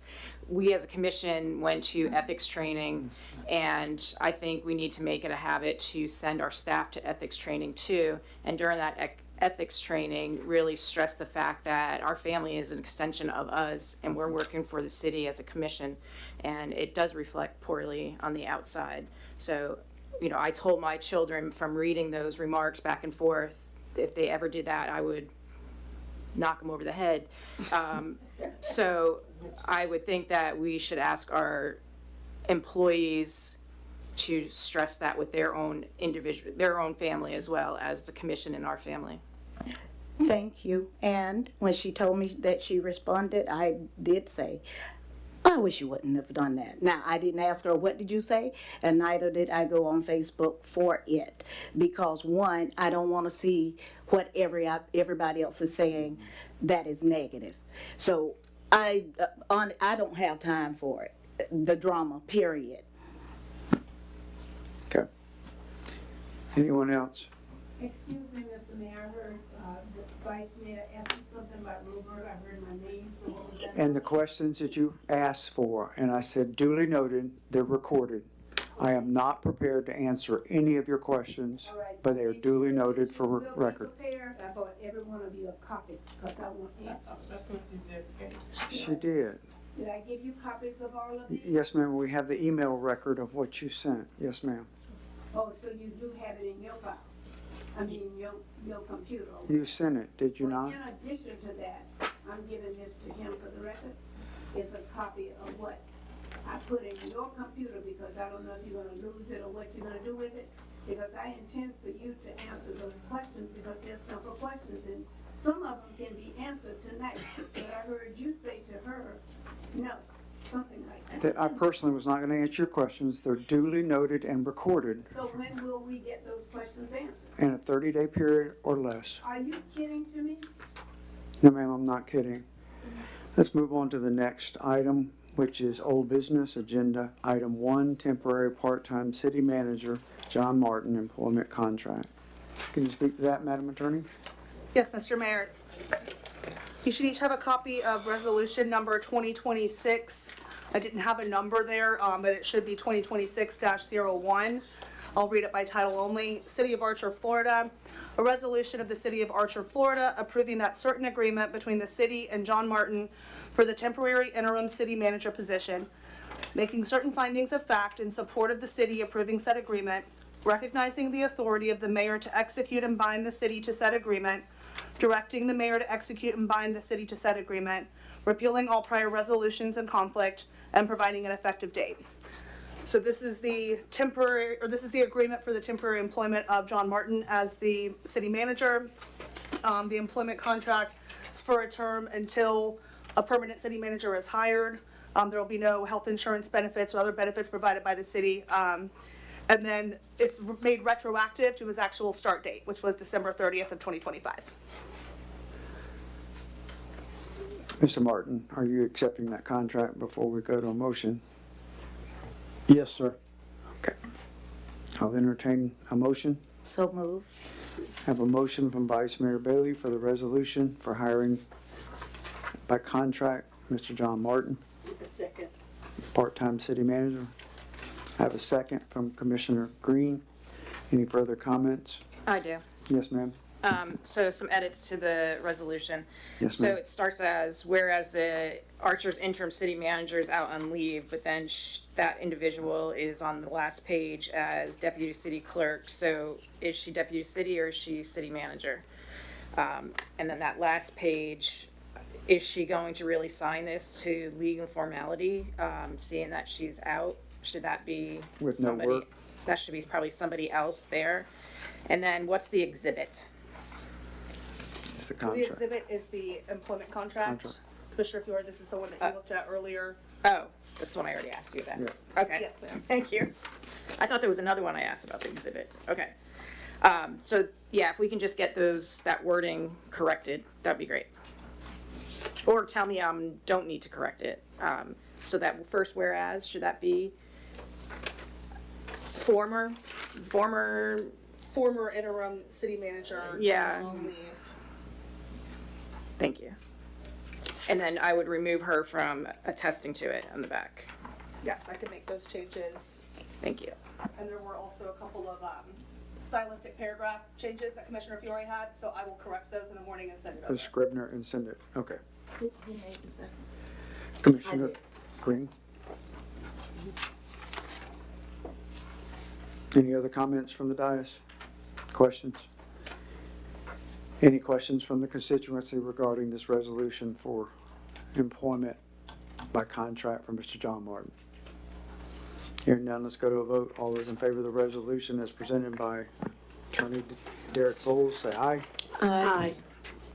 Aye as well, nays like sign. Hearing none, motion carries 5-0.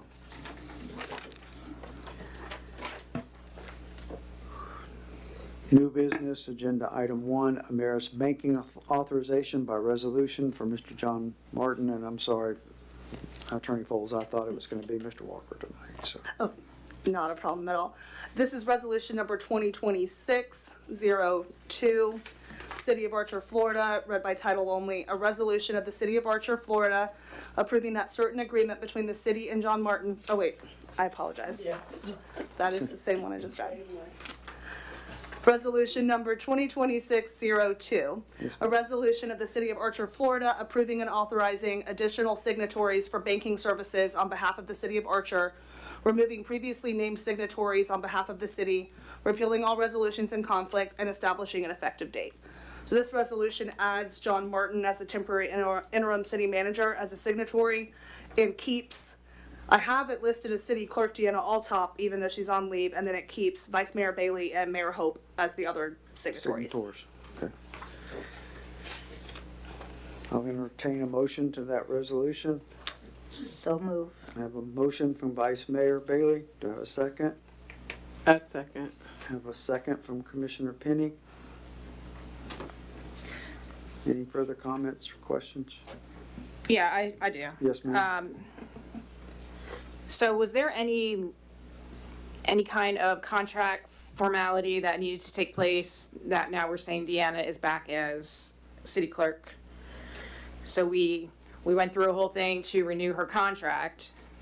I mean, I know we have wording in there until a new city manager's hired, but I mean, was there anything else we needed to do with her position to just put her back to city clerk is my question. And then I have some, things for you to fix on the resolution. So that was my question. I don't know if anything has to be done, or if the old contract that we just signed with her is enough to just slip her back into the The deputy clerk deputy. position, her former position. That's what before it she said resigns. in the If beginning. you feel like that's correct. But We could go back and look, but I'm almost positive that the contract stated that once we had an interim, manager or temporary, That's not- that she Yeah. goes back. I don't recall it saying temporary. I which don't is what- recall it saying So temporary. we may be Replacement out of it. management, and this is the interim, the part-time temporary, and then we've gone through this exercise of now Right. getting a, Okay, so we're adopting resolutions prior to, if her contract didn't say interim part-time city manager, then she can come back and say, that's not true. You didn't hire the full-time, the permanent city manager. I'm just trying to make sure that we're doing things the correct way, that's all. So he's right now interim, and we're signing resolutions based on that and putting her in back as city clerk. Maybe her contract states that, and hopefully it does, but I'm just letting you know, I just want to make sure we're very clean. I don't remember if it said temporary either. I don't remember if it said temporary, I think it said just interim. replacement. Right, correct. I think it was not generic, but a general replacement city management position. We've gotten real creative because we had a budgetary part-time from a financial standpoint, so it became part-time. I would just ask that we ask the attorney to make sure that that wording is correct. Clarification, Thank so you, to that's all. secure her FMLA, again, I go back to the FMLA status and the protection status that she is in, that she will return to her former position if we've had to operate and manage and do these other things that we're doing. Yes, I will confirm that. And respect that level of FMLA that she's now in. Okay, I have a motion and a second. Any further I'll take it. comments or discussion? And thank you for that concern, Commissioner Fiore, and just so that we legally do the correct thing with FMLA status. Well, we can't vote on it though, can we? Yes. Yes, Till we figure that out? yes. I Oh, we mean, can still go ahead and I think vote on that it? the inquiry was review of, You can vote with the condition that there's confirmation Okay. that the contract removed her or kept her as the city clerk. If she was not to be as the city clerk, then her name would be removed as a signatory. But I'm saying in that last contract we did with her, it ended in as December. Commissioner Fiore was stated, in that contract, I know we're saying that she would go back to her old position if we hired a, new city manager. Correct. But And I I think- don't know if it stated if we hired an interim, temporary interim. Correct, and that's what I'm gonna look at, is does it say Okay. permanent city manager, or does it say city manager, or does it say Yeah. interim? What exactly does it say to Right. trigger that return to her, Right. to her position? So you're saying we can still go on and vote on it? Contingent on that Okay. Yes, review. contingent on that review. Okay. Yes. All right, gotcha. Okay. Any questions from the constituents in the audience regarding this resolution? Hearing none, let's go to a vote. All those in favor of this resolution number 2026-02, say aye. Aye. Aye. Aye as well. Nays, like sign. Hearing none, motion carries 5-0. As is customary, and I think I spoke to this at our last of regular meeting in December, that in January is when we look at two things: surplus equipment list, and also the next agenda item, which is surplus property for the city of Archer, an update. This is the surplus equipment list that was produced by Public Works and the director to you, Mr. Martin, for your review. I don't know if you want to speak to these items or if there's clarification on any of them, to list them as. I've looked over the list. I did do a ride around today with Calvin, which was to an overview of the public works side of the city. Obviously, I've had a lot to do in the office and that type of thing, but I wanted to make sure I got a general look for it. So I went out to the yard, but I did not look at each piece individually. But I can do that. But I take what Mr. Robinson, he's been here 30 years and he's looking at the equipment, and I did ask him about certain pieces of equipment, but I did not go down the entire list. I reviewed it, but it seemed reasonable to me given the wear and tear on equipment, which I've had experience with. So, but if the commission wants me to, I can literally review each piece, but I have not done that yet.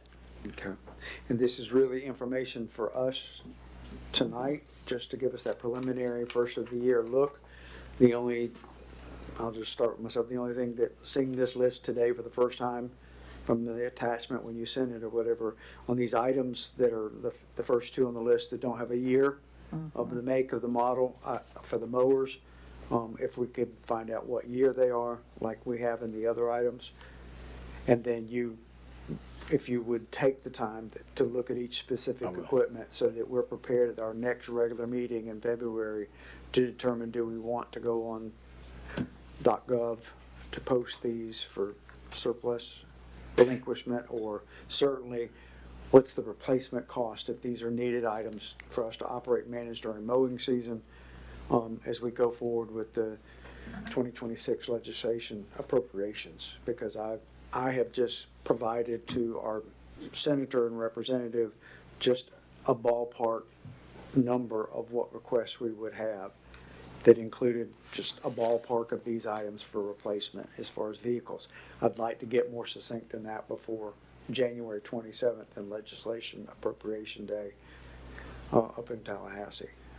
I can totally understand that. So what I would ask commissioners too is, and I made notes of what you said, Mr. Mayor, that if you have questions or comments on anything that happens in the meeting, but especially on this, since you brought it up, if you'll just email them to me, that will help me to work and look at those types of things, because there are, beyond just the legislative funding, there are USDA programs that you can get equipment, and they work with smaller cities quite a bit. There's a special program, and I've dealt with that before, so we can certainly use that at the appropriate time. But if you have comments or questions about the list, if anybody would just email me, it would be the most efficient way, I believe.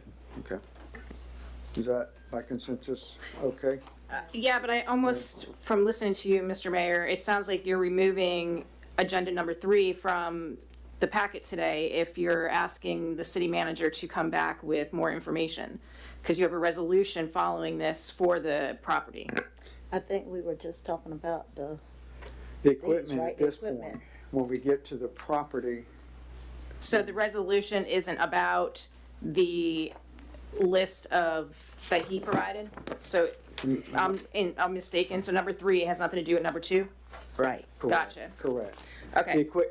I'm sorry, maybe I wasn't clear. The equipment side is based on what Mr. Martin said, grant sources for these replacements, but also him getting with Public Works, and as we've done in the past, are any of these items no longer needed, or are these replacement? In other words, are these going to have to be replaced to be able to operate and manage during mowing season, things like that? So That was the general consensus I got from Calvin, is that these are items that are still needed, but permanent no longer really functional. permanent on our need list for replacement if they're aging or whatever, to be able to operate Public Works efficiently. Yeah, and Yeah. to cleaning up the document, like you said, year, make, and model, and then Yep. there should be a reason, we should have the mileage, it should be Mileage on known, thanks. each piece of property, the meter readings and things like that, so that we can compare apples to apples. If it goes to bid, we know what we're trying to get for the piece of equipment. Duly noted, sir. Yeah, okay.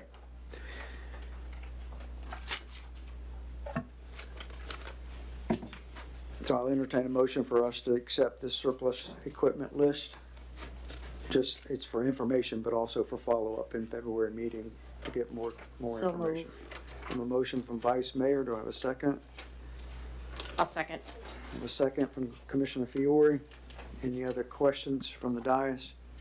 Are these the only items that they had for surplus? Just these? Cause it don't seem like it's a lot of them. Thank God. Huh? Sorry. Thank God. I said thank God. Okay. Yes, ma'am. Some years it's more, some years it's less. Some years it's more expensive items, more vehicles, things like that, but this is what the list is. Until you review it, Mr. Martin, Yeah, I just, and I want to caution the commission that this list shouldn't be taken as that they have everything necessarily they need. My take on this list was that this is equipment that is no longer functioning at a level that makes it worth using. Because you can have a mower, for instance, and it can be repaired, but if the repair is thousands of dollars and the mower, I'm just throwing out a number, costs $10,000 and the repair is $6,000, it makes no sense to actually do that. keep doing that. Yep. So take that into consideration when you're looking at it. It's not necessarily saying these are needed or used, but that they're no longer functioning for the purpose in an efficient way for what you intended them for. That's the way I would take it. Understood. Any other comments, questions from the dais? Any questions or comments from the constituents in the audience about the surplus list of equipment that needs to be looked at for replacement in 2026? Yes, ma'am, Ms. Costello. I might have missed it, I'm not sure, but did you ask for him to get the current hours and mileage? Because I've seen some that didn't have mileage, Yes, but Yes, ma'am. it still will show. That's why he's gonna bring Okay. it back to us with that review in February. Thank you. Yes, ma'am, with that accuracy. Thank you. Anyone else? Hearing none, let's go to. Mr. Mayor, could I make one quick call? I was gonna do this in my report, but I wanna get, cause I know people, I don't have any cards yet, but my email is very simple. It's J, the letter J, and then my name, Martin. So J Martin @cityofarcher.com.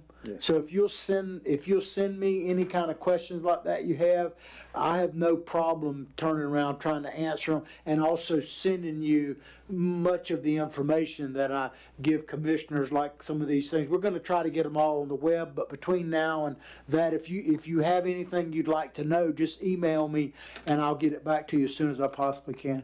Thank you, Mr. Martin. And certainly, we're gonna post that on the website as soon as we get the live accuracy of having your name on there. Yes, sir. Yes, thank you. And having you have the authority to do that, so. Okay. Anyone else regarding this motion? Here now, let's go to a vote. All those in favor of the City of Archer Public Works surplus list for 2026 as presented preliminarily, say aye. Aye. Aye as well, nays like sign. Hearing none, motion carries 5-0. Next is the surplus property list for the City of Archer, or at least an update from. Mr. Mayor, Madam I Attorney? did prepare a resolution, and I was also confused. I thought that was the surplus list. That's what Commissioner Fiore thought. Okay. So I don't have the Exhibit A of what the property exactly is, the legal description. Okay. I think it would be appropriate for us, and I'm not trying to get into tabling everything, but we need to table this to the next official meeting so that property list can be created, presented to us as we normally do in January. Mr. Martin, you'll be able to review that, and then by resolution, present it to us, if that's acceptable to everyone. Yes, sir. Just to get a clarification on that, so you're talking, when you say surplus property, you're talking about actual physical Real estate.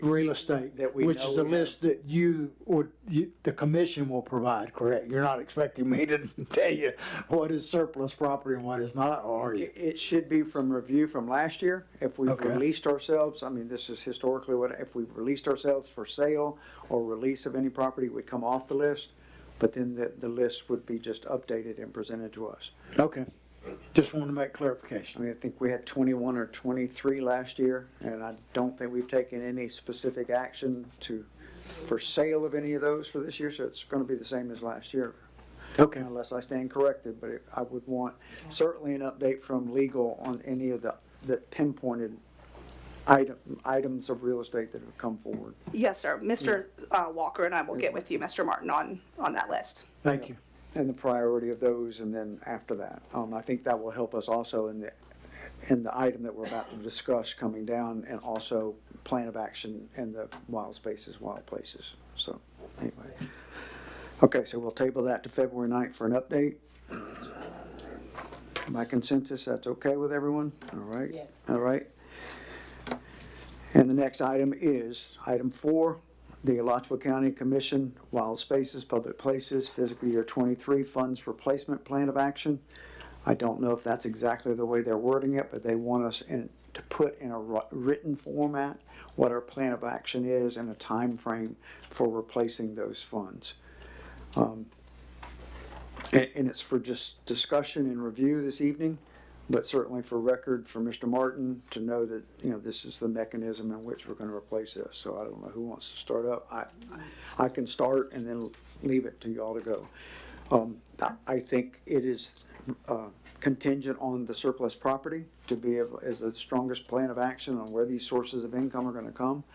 And I think, not to beat a dead horse, but you've heard me say, I think when we still had interim city manager Deanna Altop here, the need to be able to, as we have that source of any of that monies, to have it in a special holding interest-bearing account to demonstrate at any time for our county side of the commission that this is the fund source and how it's building on replacing the 207,000. Please don't quote me exact, but I understand that that's the amount that needs to go in there.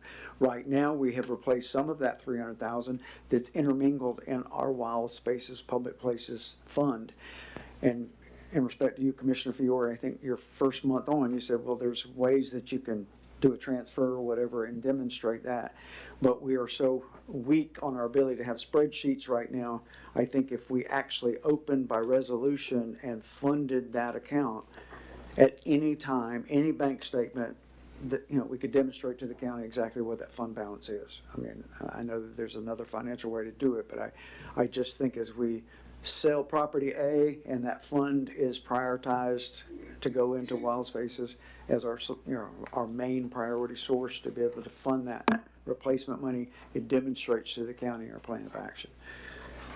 And then when are we going to sell those surplus properties? If we, by consensus or motion action, decide to do that in fiscal year 26 or try to expedite that process, because we have those that are top of the list, the priority list, that we have been working on for a year and a half, and they're still, and I'm not fussing, but I kind of am, because it's like, why aren't we there to be able to seek the source of funds to be able to start replacing that? And again, Attorney Foles is just, I'm looking to our contracted attorneys to put that surplus property list to the top and take each one separately, whatever we need to do, but expeditiously get those sources of income and demonstrate to our county and then show that in a written format with by consensus or motion, when do we want to complete that $207,000 sourcing of that monies. So it's kind of a twofold what I'm saying. Do it in this fiscal year, tell the county that, and then do it by depositing those sales into that separate interest, low interest bearing account. So we demonstrate that at any time they say, well, where are we at? The county. So we'll show them the bank statement, same thing we look at. I agree. And it's secure by that's what goes in there and that's all that goes in there, and it's not tapped for anything else. Is that? Yeah. That And I may think be we old talked fashioned, about but I just think that, That's money making. And I think we did That's discuss all, that. I beat the dead horse over No, it, you're good, but but yeah, that should be priority. because I agree with, if we had all the balance sheets and all that in proper form, we could do that transfer. But my concern is right now, we have that sourcing of Wild Spaces, Public Places coming in monthly in the current account, but some of that is colludeled with the 70s, the difference in $207,000 and $300,000. That also is in there from a previous year. And that could be, validated by Ms. Ott as she goes into that forensic mode with just that. And I've spoken to her about it, and she says, I'll get to it. And I don't think she's belaboring it. She's just trying to answer to Pal and Jones and think they need. But it would just seem to be easier, whoever steps up in the surplus property line and pays, we have a resolution that speaks to that's where those funds will go. Mayor, the attorney has a comment, but I also have a comment after. I just want to clarify kind of a 1, 2, 3, 4 of identify the surplus properties. I've got the resolution to sell those, do a resolution to open the interest-bearing account, and that will be funded with the sale of those proceeds. sourcing of it. And then we have a letter to the county that says this is what we're doing. This Those is are a the 4 plan, things. Okay. And whatever consensus of a date we think we can accomplish that. If it's fiscal year 26, then so be it in the letter that goes to the county. And, you know, that's kind of what we're trying to speak to tonight as a plan. It's strictly a plan, and then, you know, when will we open that account by resolution and those kind of things. But be able to draft that letter to the county based on completion of that. Because once that surplus property list is presented to us with an estimated appraisal value of those properties, we will, with the sourcing of the priority properties alone in my head and looking at the tax roll of like properties, we will have the $207,000 plus. Or more, and so then we'll get to all right, so if we answer that to that special account, then what do we do with the X property? We'll get to that point, but. Mayor, may Yes, I? ma'am. Okay, so we already sold some property. Where is that sitting? I recommend that, I think we sold a truck not too long ago, that full amount be transferred immediately into this fund, showing that we've made an attempt to pay back some of these funds. The comment was made that we've already paid back some funds. I'm not aware of any funds that we've paid back. That's why the balance, and again, this is from our interim city manager, Deanna Alltop, telling me the balance that's due to the county at this point is $207,000 on $300,000 that the county's saying, where is it? Okay. So that's Ms. Ott's exercise to find out what fund is that Okay, I think we really need to 87. make a bigger dent by showing the record that we sold XYZ so that they know it's not coming from another tax source. And this is a payment towards that, and have it on record so that the county knows that we are making more of an effort than just a plan. We can't keep saying that we're gonna sell all this property. It could take 3, 4, 5 years before we start seeing that revenue. Granted, I would love it to happen as fast as possible, but I don't think that can just be our plan. It needs to be a continual transfer every month. and depositing into that fund. Absolutely. Right, but we've already sold something that wasn't in our budget, that could be set aside immediately to show that we made an effort. Ching, ching. We get to say our balance now is this. We need to start spending the money that's in that Wild Spaces Fund as well. Yes, ma'am. And combine that with the general fund, like you started the conversation, that there's different ways of showing that we're paying that off by using different sources. But I'm stressing that we can't just keep saying we're going to have a plan, and we can't keep saying that we're going to be using surplus property, because we don't have a time frame. No one has a time frame on that. We do know that we already sold something. I think the commission should make a vote to say, yes, that is going to be a letter into the county's letter saying we've already deposited XYZ. It was not in your budget to get that revenue, so, and you should be within your budget. You're down FTE, so you should have some savings there as well.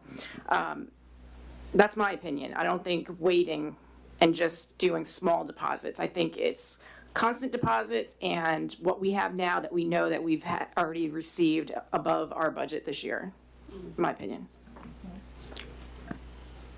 I agree with Commissioner Fiore on that, because if we start doing that now, then we're showing them that we're working on it. And if we could go ahead and get some of this surplus property, the real estate one that we just started discussing maybe like 2 years ago.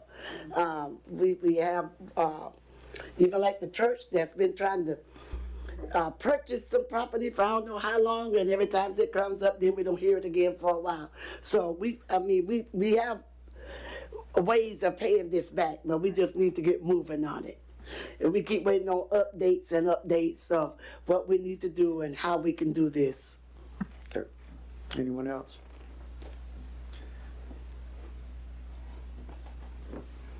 Can I make a motion that the sale of that truck be the first transfer into this fund as showing this county that we're making the attempt. On the list that was provided for us this evening? No, The we've truck. sold a truck already a few months ago. Does not, am I the only one that remembers that? Didn't sell a truck. I remember a grader we sold for $18,000. Okay, a grader. Something we sold. Yeah, we sold Grader. something. I mean, Could you reference that, Mr. Martin, and make sure that that source fund, and again, this is some of the monies that I'm speaking to that, again, without her presence here to validate, but Ms. Altop said that there were $76,000 of the 300 that's been recouped. Where it is, which that's the point you're making, needs to be deposited and listed as special, in the special holding account and transferred there if it's just intermingled in some other account.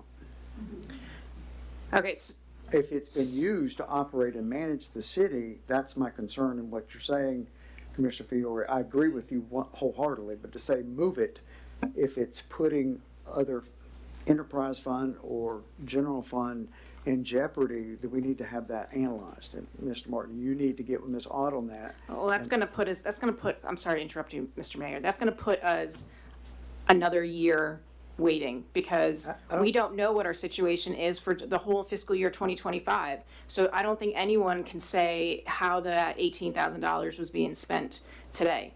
I think you need to make the assumption that it was not in our budget. We need to show good effort and we make that deposit.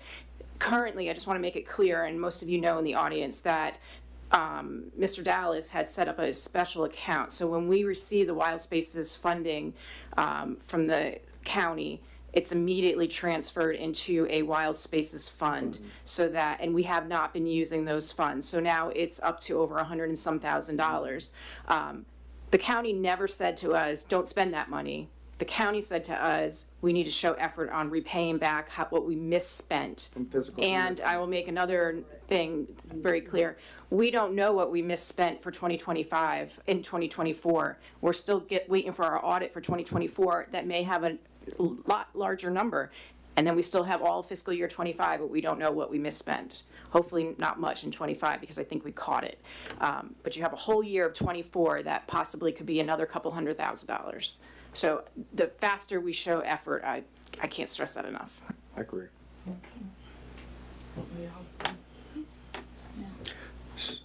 So in review, Attorney Foles, what you said is the plan of action with demonstrating any depositories immediately once those are identified, which Commissioner Fiore, I hear what you're saying and that they're identified, but I want to make sure that they're solidified and there to be able to open that account and move that in.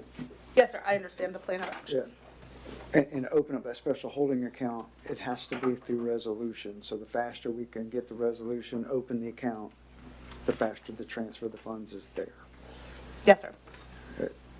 And Commissioner Fiore, that respects what you're saying, and the sale of the $18,000 sale of the grader is the example that it's top of my head right now. Yeah. As well as any of these properties that are gonna come before us. And it's been in the attorney's things to do, to present to us, to approve and by contract with these interested parties in the surplus property, like Commissioner Green, the church, the Arnold property, the Hope, anybody, we got a surplus senior center with a verbal interested party. That just needs to be appraised. Now, how long does that take? Appraisals, whatever, but that could be listed as surplus once that's reviewed. As the plan of action, and that letter demonstrates that and the estimate of those properties. That generic how we're gonna do it letter and what we've demonstrated is, I'm sorry, Commissioner Fiore, the plan to the county, because that's what they asked. How do you plan to pay this back and what time frame? Yeah, I mean, I can sit here and start talking about a lot more money that you can transfer immediately. You've been down FTEs. You budgeted for those FTEs for a full year. You should be able to identify that savings and immediately do a transfer. That was general fund dollars that were gonna fund those FTEs. So you have so many months vacant, you take that dollar, you put it over there. and then you don't spend because you need to be fiscally responsible. Just because we have down FTEs doesn't mean that that gives us extra money to spend or to give out rentals for free all the time. We have possibly more money that we can show more of an effort, and if I was the county, that's what I would want to see. Okay. Duly noted. By consensus, or do we want to do motion and action? We're missing our vice mayor, so. I agree with Commissioner Forey. Not for long. Okay. For Okay, where I'm at, Vice Mayor, as I just said, by consensus, does that plan of action meet the need? Yeah. Yes. And including what Commissioner Fiore is saying is demonstrate those funds that aren't being utilized and transfer those into that holding account and demonstrate that in the letter as well. Yes. Yes. Towards that end with an end date, and I said at the beginning, I think fiscal year 26. Because they gave us a three-year plan of action to demonstrate repayment. And we're already year one down. Yes, ma'am. Okay. So that gives us a little bit of a pad there if we don't quite get all the surplus properties, but that's in the letter plan, if that could be done. And I presume the letter would be from attorney's office to draft and present to us? Sorry. Yes, sir. Okay. All right, by consensus, we agree? Yes. All right, not trying to, okay. Anyone in the audience have questions or concerns about what we're doing and demonstrating to our county commission how we will repay the misappropriated funds from fiscal year 23? Yes, ma'am, Ms. Costello. I just wanted to make sure I heard this right. So we're taking the money that we have for FTEs, put away for FTEs, and I understand what you're saying, subtract what we didn't use this year that we budgeted, and put that money toward the, Move it as a journal entry into that as demonstrating not only surplus property, but additional items like what Commissioner Fiore is. okay. That's great, that's a fantastic idea. But maybe some of that from that date on could also be used for a temporary full-time manager, meaning just until we get on this hole, because one position would bump it up 40,000 with what they get for benefits and all that stuff. Thank you. All right, thank you. I Anyone cut else? it down some more. Y'all don't feel it yet? No, I'm just but it's okay. This is, welcome. This is to the motion that we're by consensus? Yeah. That we're speaking about? Yes, ma'am? She's like, I think so. Welcome. Good evening. My name is Geraldine McMillan. I just want to say that several things. Just sitting here listening, it seems like we got there's a hole, but it seems like there's as far as management overseeing, one person has so much power. We need more than one person to know how all this is being spent. Just like the truck that was sold.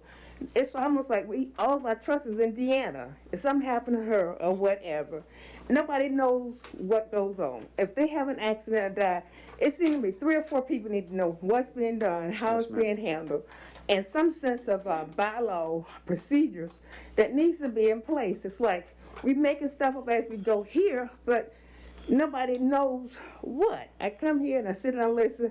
I don't come up with an answer or resolution when I walk away. I just like, okay, the agenda that was made on item number 3, if that was listed, the property, if we didn't know we was going to have all the property for this agenda, then that should have been taken off the agenda till we got everybody in order. We make the agenda, make sure we know everybody's in place to have all the information.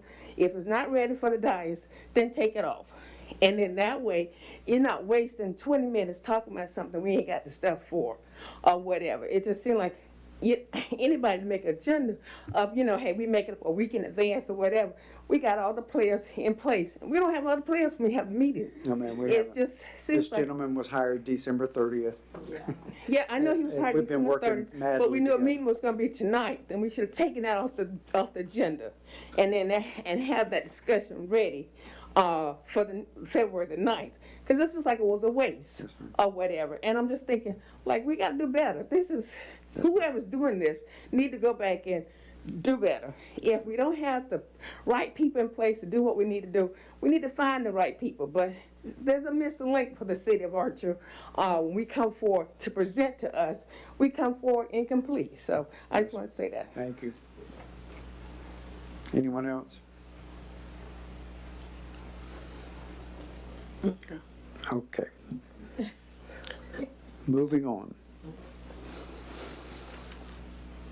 Agenda item 5, part-time permanent city manager commission interview results and commission discussion and action, if possible, this evening. If not, discussion on only. Yes, ma'am. Start with Vice So Mayor. I was looking at the results and there is a mistake on mine. So I'm wondering when I scanned the pages if it didn't go through. For Lewandowski, it's saying 43, and I know that is not correct. My memory, I'm thinking it should have been 79. And I'll go back and look at the file. I just scanned them, saved them, and sent them over, and I guess I should have looked at it. But it definitely wasn't 43. Okay. Yeah, all of the candidates were pretty impressive, so, And these are the yeah. packets, right. the packages. So I'll go back and look, and I'll make sure I resend it. So these, and just to clarify, Vice Mayor Bailey, these were based off of the pre-interview rankings. So that's the one you're talking about, because you had also sent me Okay. post-interview rankings. I don't know if those numbers differed, but I took this off of the pre-interview rankings, and if there's a mistake, I'm happy to correct that.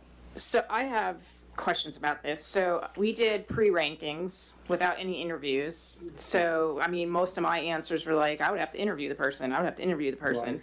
So those numbers meant nothing to me. Then we did the interviews and, there was like 20 some questions. We had 15 minutes. I only got through my 3 questions. So you can't even take a tally based on as if we all interviewed those all 20 questions and score them. Right. I did not do anything more with my numbers. I sent out an email to the attorney saying what's next. I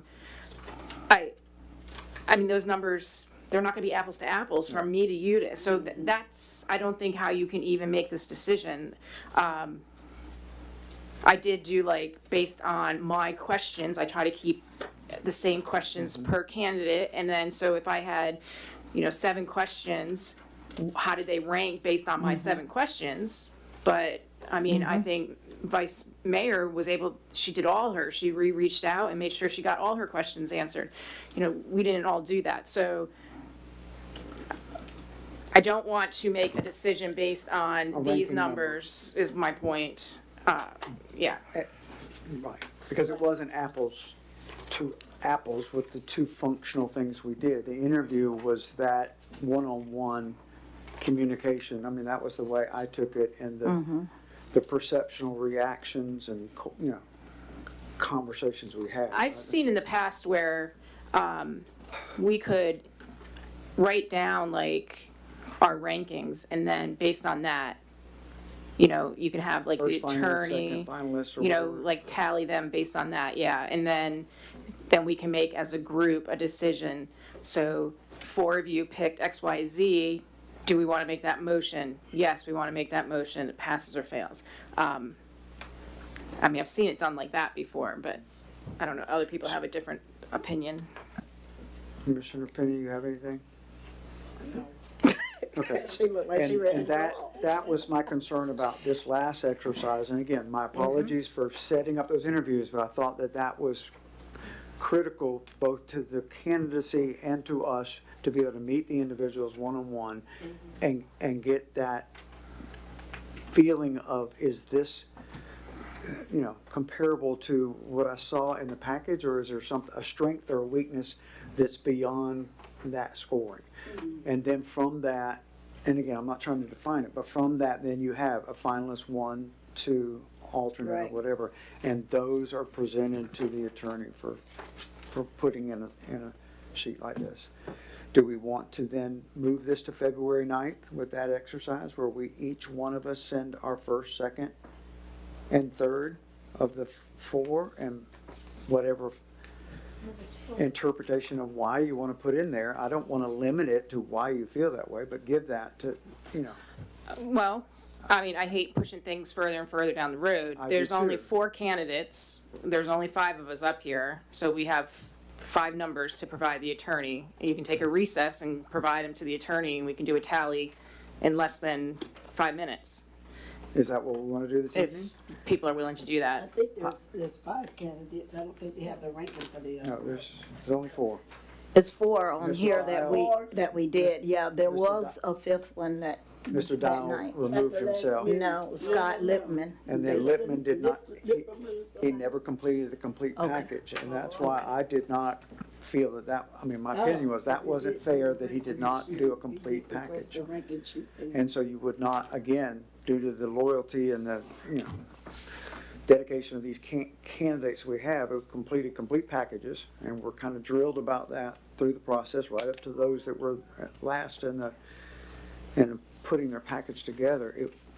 Why would we want to consider someone with a partial package? I appreciate the effort and the offer, but Dial removed himself. Lippman didn't complete a package in the time to be able to do where we're at. So we've got, as Commissioner Fiore said, 4. Do we want to recess, put our candidate first choice, second choice down, and then submit that to the attorney tonight and make a decision? I'm fine with that. You're okay, Kath? Aye. Commissioner Penny? Okay. Vice Mayor, are you in a position to do that?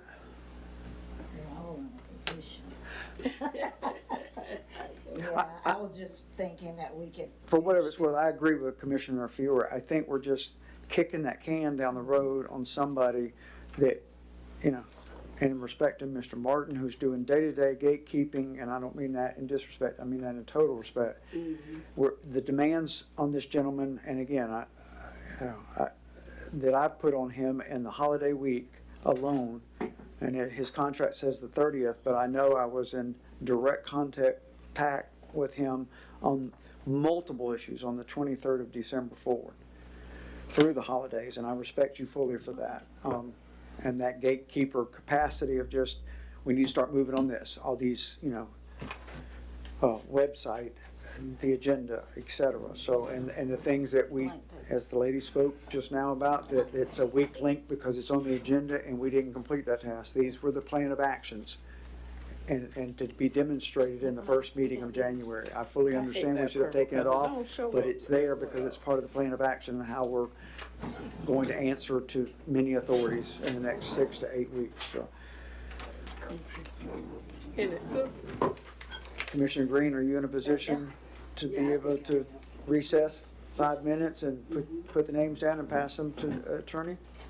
Yes. Commissioner Fiore, you're already prepared? I'm sorry. Y'all want a piece of paper? That It may be, So it what may do be you want some us to do? stickies in the. What do you want us to do? Order. Like our choices, order rankings? Right. 1, 2, and 3. So 1 would be the highest. Yeah, I guess. Yes. 1 would be the highest. Your alternate, and then I think that's what you need to do, is Oh, just so just your 1 and 2? finalist and then your alternate. I just, well. Or do you want rank? Well, okay, so 3 of you have someone, yeah, I think you do all 1, 2, 3, 4. Okay, and just rankings, and pass it to the attorney. Agreed? Let's do it.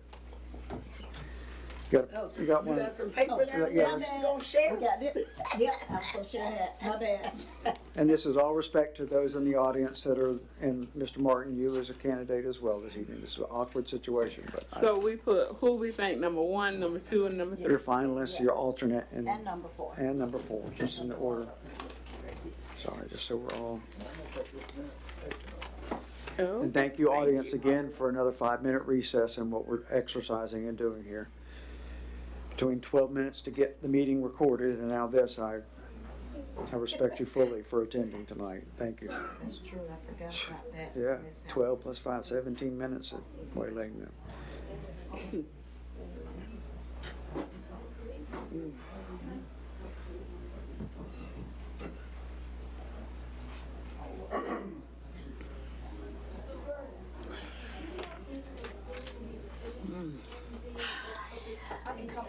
Oh, you're good. You're good. I won't make you work out.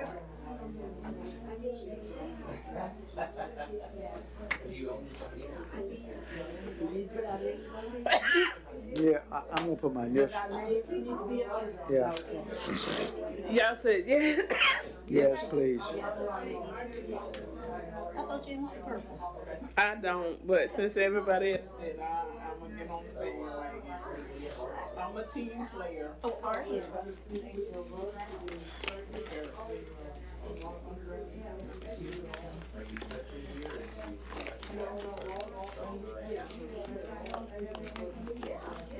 Team player. We gonna win the game? Somebody should have bought some dinner here tonight. I know, right? Some dinner. Oh, I thought you said something else. Oh, like, that's what I said. What? We are gonna have a celebration if we ever get an active accounting system. I will feed y'all. So look, I'm ready to go because I made a homemade chicken pot pie last Yes, night after the weather got cool. So I was like, So you know you what? good? Let me go. Let me make something nice You for trying to get home. some comfort You trying to food. get home to it now. No score, just the ranking, right? 1, 2, 3, 4? Okay. Right, I didn't do scores because I don't remember the I mean, scores. gives me a feeling, but it's not, it's still, from the interviews, it's my gut feeling. I was gonna say, Karen must be had already did hers. Aren't you guys having public interviews? Ma'am, no, Kidding? no. So you let the citizens out totally? At this juncture where we're at, yes, ma'am. Oh, I know it. It is awful. Been here 4 more hours. We in trouble tonight. May I? We're in trouble tonight. You're rude. I give ugly faces. I apologize.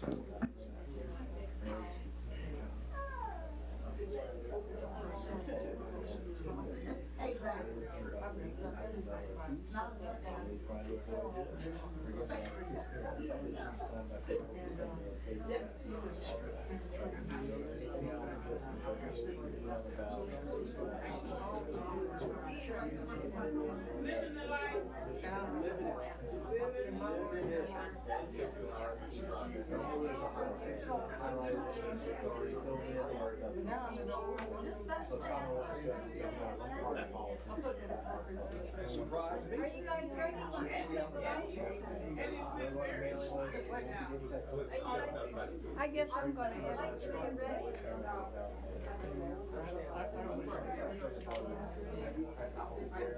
ready.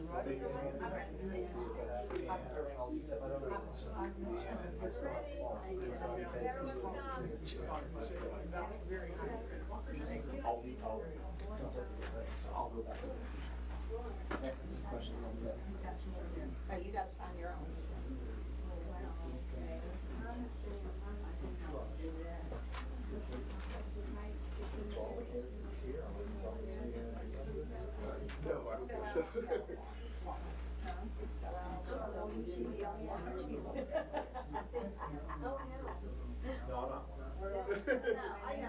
Yes.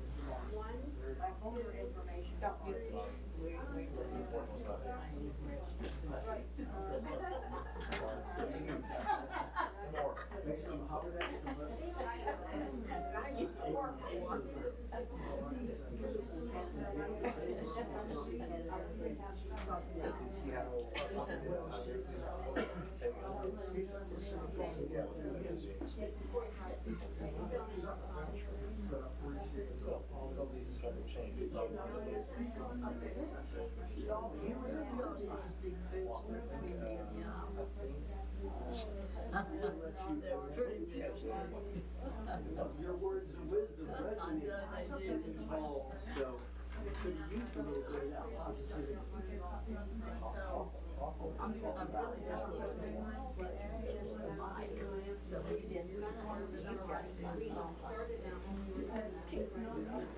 Was that someone being bullied on Facebook?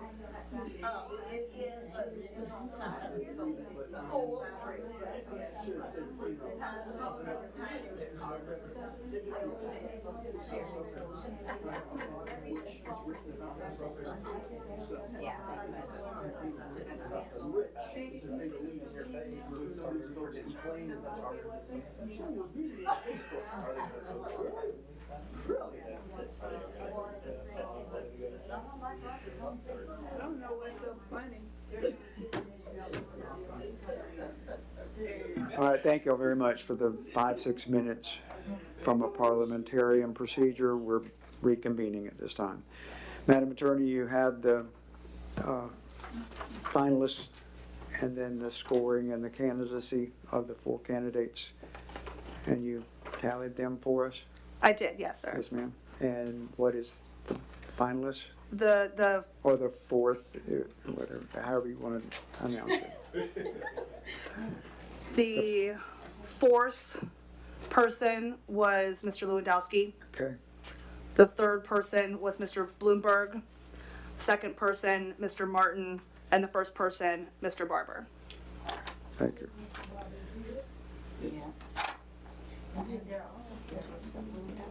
And I believe we have Mr. Bloomberg, Mr. Barber, and certainly Mr. Martin currently as our part-time here with us this evening. Mr. Lewandowski is out of state. That's what you told me would be, so. It's been brought to my attention, and it's strictly up to those that are participants in the audience. If you would like, as a candidate, to speak and introduce yourself to the audience this evening, please do so by any order that anyone would like to speak. If not, we're going to make a decision. But it's been asked of me of the audience and some of the citizenry, could they be introduced to the candidates for those that do not know the candidates. I think everyone knows of Mr. Martin because he was selected. Mr. Bloomberg, thank you. Thank you for coming this evening. Yeah, absolutely. So my name is Daniel Blumberg. I do appreciate being able to talk to all of the commissioners going through the entire process. I know that the position is going to be challenging for whoever is selected, and I wish whoever is selected the very best. But I, again, want to thank everyone for the opportunity for being able to apply to be the part-time city manager for the city of Archer. I do appreciate the opportunity. Thank you, sir, very much for being here this evening.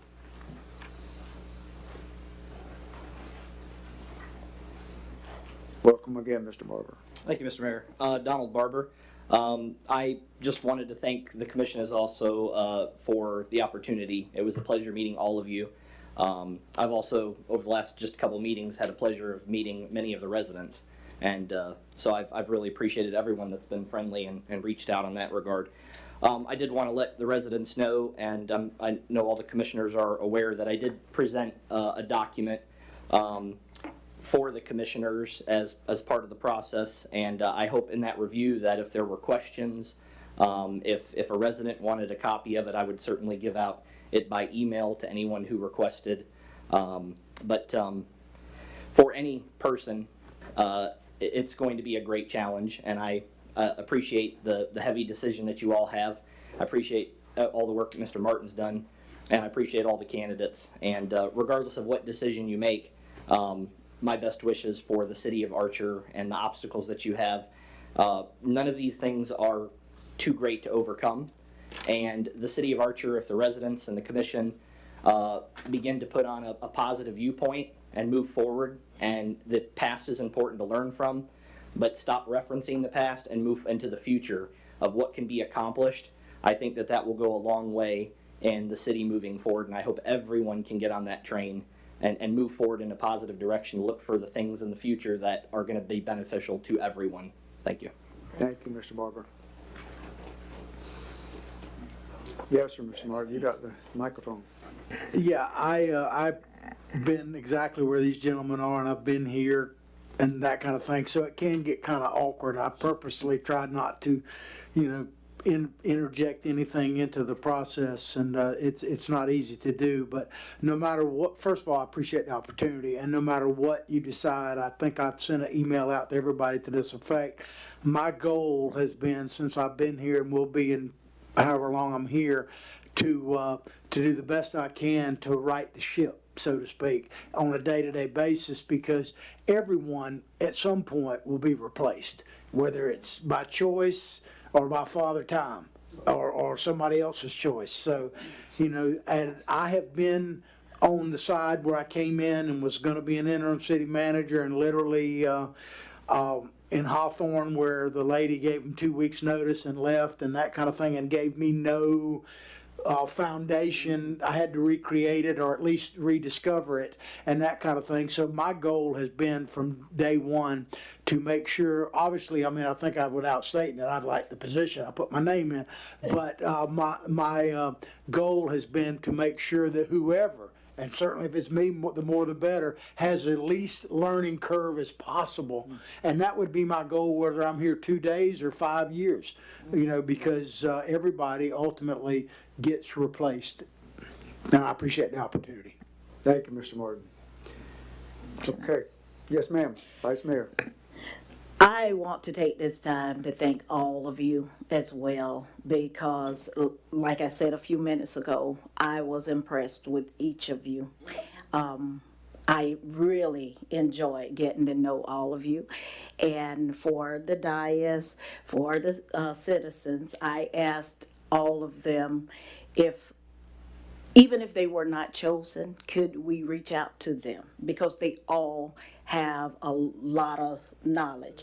And every one of them said yes. So no matter whether you are chosen or not, I personally will probably be reaching out to you.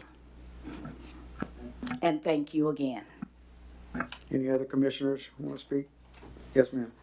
Before a vote is taken, I just wanted to personally thank Mr. Martin. You've already had a motion? No, and a motion. No, you say before a vote, we have to have a motion first. She said motion. Yeah. Oh. So before anything happens, I just wanted to say thank you to Mr. Martin. It was the first time that I actually got information from the office. So I appreciate the information that you provided me and the emails that you were sending, and it was very informative, and I enjoyed our conversations. Thank you. Thank you, Commissioner. Ditto. I'd like to say thank you as well to all of our candidates that applied for the position. And ditto Commissioner Fiore, Mr. Martin, I appreciate you so much. And I'm like, well, this is the first time I have a package that thick. I like the way you like the way you did the agenda and everything. Even though I ended up printing my own, but I didn't mind it. It wasn't a stack of paper like that. I told him I refused to pay for that every month. But we do appreciate the work that you've come here and have done for us. And, it's like you had to start from scratch. Because, I said one time, I thought I said it to Deanna, or maybe I said it to Terry, like, well, Deanna moving that other office in there. She's out here where everybody can get to her. She's going to that other office. So I know that office, nobody had been in there in months. And so I know how you had to start from scratch. But we really do appreciate you, and I just wanted to say that. Thank you.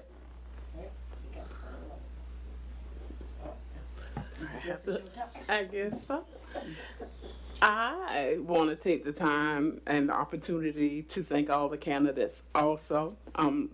With Vice Mayor Bailey, I enjoyed interviewing you also, to get to know you a little bit on a personal front, to see if we had anything in common. And whoever gets the position, I hope you come in running and ready to fight for our city, to help us get out of the situation that we in, and come in with a positive attitude and easy to work with. Thank you. Ditto again. want to thank all the candidates sincerely. Mr. Martin, your ability to tell me a story about teaching someone to read and then them achieving what they achieved and brought it back to you was quite touching and strong as a leader. Someone told me in this process, just recommendation of somebody who had been a city manager successfully for over 12 years, that it takes a leader and it takes a people person in this position. In that same light, Mr. Bloomberg, you showed me a video of saving a life. That's in a non-job sector, but that instant and the touching that does when you share that with someone is quite strong, as well as your story and telling me where did you do something that wasn't successful and how would you have done it different. Very, very strong story of a leader, and I appreciate that. Mr. Barber, shock and awe when I said and asked, what do you do in your spare time? And he pulls out an 8x10 glossy of 5 beautiful children. Yeah, yeah. He said, this is what I do in my spare time. Very touching. As a guy that's been married 51 years and to someone that's always said,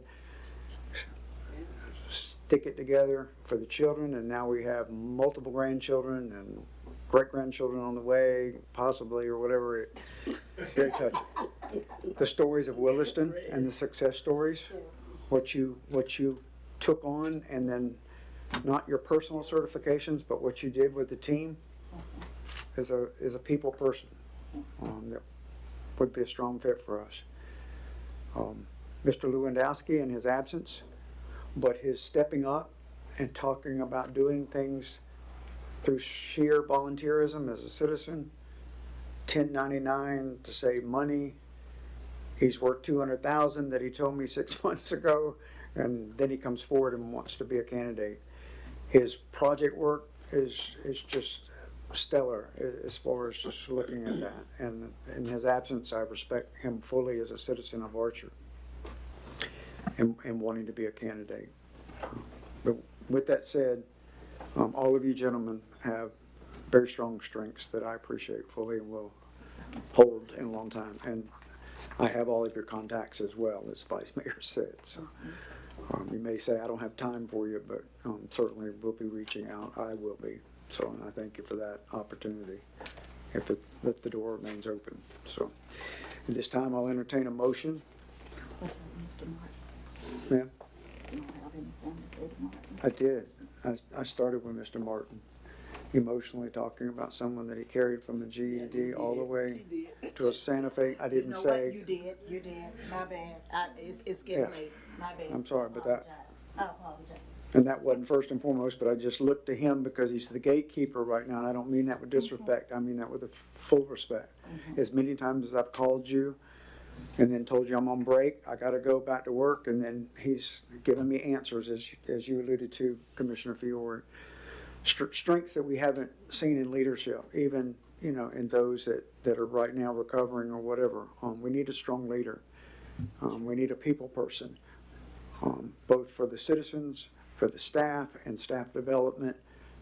We've got to have some staff development, and we've certainly, as citizens alluded to tonight, we're in a precarious situation that's positive in the sense of tons of money coming in, but it needs to be fiduciarily managed, and we need to have financial strength and leadership stewardship in that's reporting to us on a regular basis. So with that said, I'll entertain a motion for the selection of the part-time permanent city manager of Archer, that then we can move forward with the potential start date and the transition.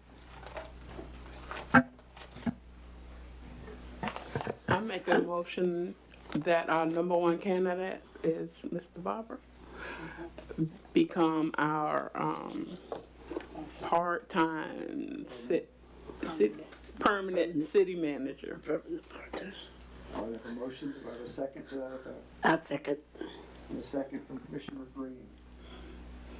Mr. Donald Harper to that position. Comments? I have some questions. So the negotiation of the contract, is that all done through you, Mr. Hope? Is that all? is the negotiation of the contract done completely with you? It's done through me, no, Yeah. it's through the attorney to present, and I would think it would come back to us for review and approval. Yeah, so it would come back for review and approval, just as the temporary one for Mr. Martin came back for review and approval by resolution. Okay, so, All of you all have an equal position in that contract review, as you've always reviewed the contract. okay, so there's usually a negotiation for salary, all that. So you're saying that's all gonna come back here for us to negotiate, or? Yes, ma'am. Okay. Are we negotiating salary? Because we set forth a parameter of, yes, for the year. We voted on it for 45, wasn't it 45,000? Yes. Well, Yeah, so, that's what's your budget's for, but I mean, I've never seen, just because you budgeted that that's exactly what it comes in at. So, and where I've seen, it's usually the mayor will negotiate behind the scenes and will bring forward based on that negotiation. So that's what was my question. I didn't think you were gonna come back and negotiate it up here.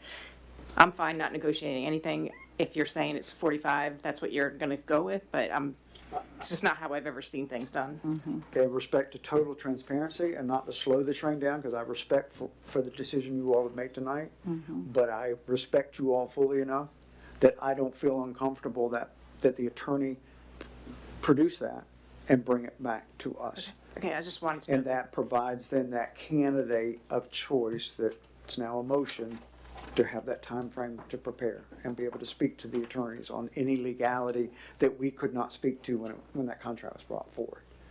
If it's brought back to us after the negotiation between the attorney and that candidate, then all of that's done for us, and it's all transparent with the public to see. I just feel more comfortable as your mayor representative to do it that way in a weak mayor system. If that's acceptable. Not trying to belabor it to February 9th, but I think that would be, the selection tonight and then placement February 9th, based on that review of that contract. If that's acceptable, okay. All right, have a motion and second. Any other discussion? Any other? question, Yes, ma'am, I'm you sorry. said placement, so does that mean that once we vote, that the new manager will start next week, or, so repeat what you were saying, or were you only talking about the placement of the contract? The contract would come back to us on February 9th, so at the earliest, it would be the February 9th date. In the Meeting, same way, okay. we produced a contract for our interim once we made that Gotcha. decision. So we're doing the same thing we did with Mr. Morton, and then the Okay. contract's in place, agreement, negotiation, and it's set. Thank you, I got you. And the earliest would be February 9th, when, or, that's brought back to us. Yes, ma'am. Oh, now I'm confused. Yeah, so you're bringing back on February 9th a contract for us all to say, yeah, go ahead and go forward. But yet you're going to adopt today. The selection, based on contingent on the negotiations of the contract, and it's put forth to us on February 9th. Okay. So in that motion, should we also have a start date? Or no? Do you just wanna, It'd be the adoption of the contract on February 9th. Which would be the start date of because that would be the date of the employment agreement being signed, okay, would be the February 9th date. I don't see any reason why we Which would not then- have that ready to go. It would be Tuesday, the 10th is the Would be the official start date. start date for the transition. so can we add that to the motion, the start date of February 10th? Is that okay? With the amendment of the start date on February the 10th, after the Approval of the contract. the approval of the Negotiation and approval of the contract. contract brought back to us. Thank Is that acceptable by Commissioner? Does that clarify, Commissioner Fiore, a little bit of the muddy water? Okay. My muddy water, not yours, huh? And you amend your second? Okay, any other discussion? Any comments from the citizenry regarding the transparency of what the action we just did? Yes, ma'am, Ms. Costello. Question, because I know y'all set a salary at 45,000, so is that a negotiable? Because I know that, there was applicants that put their, lowest acceptable, salary, and it wasn't 45,000, it was 50,000. So are you still negotiation? That's why the contract needs to be brought back to us to give you a succinct answer. Okay, even though you put 45, you're gonna, okay. Thank you. Yes, ma'am. Yes, sir, Mr. Barber. Yes, being at the spirit of the motion, I just wanted to ask the commission, in belaying information to the city attorney, that if I were selected, I would want a very organized transfer. And with Mr. Martin already getting heavily involved in some of the things that he is, I would make it clear that I would forego a salary for a month or two if Mr. Martin would be willing to stay on, so that we could work together for at least a time period so that the transition is not another dropping of the ball. I would rather work for free and see things go smoothly than I would see someone be run off on February 9th that's already put sweat equity into solving, or at least beginning to solve, some of these problems. So I just, as long as the attorney has leeway to make some of those concessions, that would be greatly appreciated. Thank you, Mr. Barber. That could be discussion through the negotiation of the contract. Yes, I can find language to that Not to effect. that degree, but to some lap over if Mr. Martin is willing to work, again, in respect to his contract. They work in concert together. I apologize, Mr. Mayor. That would also include a revision to the contract that was adopted tonight, because his ends upon Right. the hiring of a And again, permanent. to be negotiated If this based on goes through, yes. respect to Mr. Martin. Thank you both gentlemen for that concession and consideration. And if it doesn't, then that's part of the negotiating of the contract. Anyone else to speak to the opportunities for Archer? I will say that, not trying to be L on my forehead. Call myself a name tonight. How about that? All right. Hearing that, let's go to a vote. All those in favor of the motion to select Mr. Donald Barber as the permanent part-time city manager for the city of Archer by contract presented to us on February 9th with start date of February 10th, say aye. Aye. Aye as well. Nays? Hearing none, motion carries 5-0. Thank you, gentlemen, very much. Thank you, my colleagues, and thank you, my constituents in the audience. Yes, ma'am. Did you? So, Mr. Martin's contract wouldn't be February 9th if we're gonna extend it for a couple months for Mr. Barber to work with him, correct? So do we need to decide what the couple months would be? That'll be part of my discussions with Mr. Barber and Mr. Martin, and part of the negotiations, and we see where we go. And respect to Good, both thank you. gentlemen, because Just making sure. Mr. Martin needs to sleep on it, the same way Mr. Barber needs to sleep on it, and let the negotiations be brought back to us. Does that seem human-like? What a concept. Okay. Respecting humanoids. So. All right. Thank you all very much. Next on our agenda is the calendar, and I'm sorry, it's the, Yeah, we have other stuff. I'm sorry. My apologies. New business agenda item number 6, add-on number 6 for this evening is the Alachua County Sheriff Office Business Trespassing Enforcement Authorization Renewal Form. It's been presented to you, and I have a copy for anyone in the audience that just wants to see this. This gives them the authority to authorize trespassing order in their capacity in policing security. I have a Excuse me? question. You can have mine. It's just got my note on it that that's new added business agenda item number 6. You certainly can have that. Yes, ma'am. Do we need to make a motion on this first? This is for and your discuss it? review and consideration for motion and action for further discussion. Yeah, 'cause I like I that. need a motion and a second just for us to discuss further. Sorry, I'll bring fans. So I make a motion that we accept the, Okay. Trespassing paper? the trespassing, agreement with the, with ASO. So, all right, I have a Second. motion. I have a motion from Second Commissioner discussion. Green and a second from Vice Mayor Bailey. Now, additional discussion regarding what's before you. Yes, so when it has trespassing, there are designated properties. I mean, what is considered? It would be all the city asset Right, I think properties. I think it's any Park, city property. parks, So it'd be the parks. buildings, this chamber. Okay, so for instance, if there are kids on the park after hours, could they trespass them?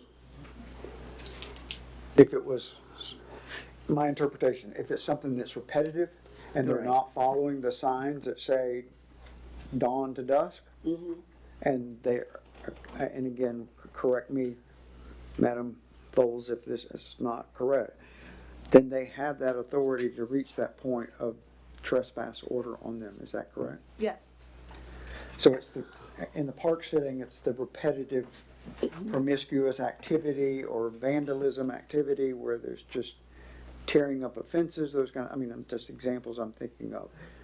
It could be in an Archer Community Center, you know, one of our facilities of that nature, where they were breaching where the water hose is and tearing up the fence, and there, it was. So my question is, do they get trespassed just for just in being on the park after sunset? Or is it because they're causing damage or something like that? Because I know in the summertime, you know, when there's a lot of daylight, and as you know, I live right next door to the basketball court. Kids have nowhere to go. And sometimes those kids are out there pretty late on that court. And I remember a couple of years or so ago, there was an officer came by. Usually they don't say anything, but this particular officer did say something to them. But those kids, you know, they weren't, usually they don't, it's a place for them to go. Let me just say that they don't get in trouble, and it's just something they love to play basketball. So if they're out there after sunset, they could be arrested. No. Because that's what I'm wondering. Does it Is there lighting entail still at them that doing Green Court? something? Is there Green Court's lighting? Yeah, there are still lighting on the court. That's exempt of that situation because there's lighting there for that. It doesn't say dusk to dawn signage on Green Courts, It does. But even though there's lighting. Yes, it does. But I still think, I don't think that That's the they should be trespassed or arrested unless it's a problem. Right. And, If there was and like he alcohol said, being they've, consumed yeah, of been somebody. warned before. And- Yeah. and the And warnings, they that would continue. But do we have that in writing, or could these people actually? Let me take this somewhere. Mr. Martin, could you get that back to us? Yeah, contingent on that? before we agree to this. But this is something that's already in place. This is a renewal. This is a renewal of something we already have. I know, but aren't we trying to decide if we want to renew it? But I mean, shouldn't we have something else on here or something stating reasons for trespassing? Is it just because they're on the court or on the park after sunset? Okay. Again, during the summertime, they have a lot of daylight hours. Kids don't have anywhere to go. So sometimes they are on the park, not causing trouble, but they can shoot some basketball. And a lot of times they do that a lot by my house. So I have a question, because you said normally, ASO doesn't bother them or say anything, but. We did have one time. Okay, so did he trespass them or give them a citation or anything, or he just? He did not trespass them. He told them to leave the court. Okay. And probably because of the sign that said. It was because of the sign that was there. Okay. Now, is this only in reference to the parks? No, it's No, any city asset, property. any city. Any city property. Because like if they up to the center and somebody just said in the yard and they done had an event and the event is over and it's 1 o'clock in the morning and they just sitting out there in the yard. Yeah. They can. Yeah. All right, can I Now, take that this could one, be Mr. Martin? trespass. Not So it depends on what the event is. Would you just get clarification if there's a progressive warning situation in the way they handle that? I'm making an assumption which can get me in trouble, but I'm assuming that there's a warning unless there's something. like that incident you're speaking of, if it was a sound noise ordinance situation, you know, if it was just a tough cop action, and I mean that with respect, not disrespect, then we might have an issue. But if it's progressive in the sense I've warned you guys, you know, the park closes, and I'm thinking more of Wilson Robinson Park and some of the vandalism and stuff like that, I would think it would be progressive warning with the same individuals. They have the vest cameras and things like that, so it's not like they don't have the backup for what that warning is of the same people.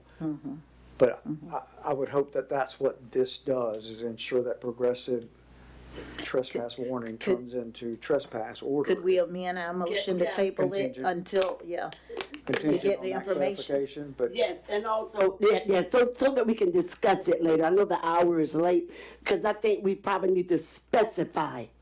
or change the park hours for Or green courts if there's lighting. Change the park out, yeah, there is a light in there, and I mean, we don't have vandalism and stuff, there's But just if the the guys kids play- just like to shoot basketball. And They if they're just, playing until 10 o'clock. it's just, it's just somewhere for them to go, somewhere for them to, meet up as kids, we never had a problem with them as far as vandalism. We should just change stuff the like hours that. of green courts because we're providing lighting. Yeah.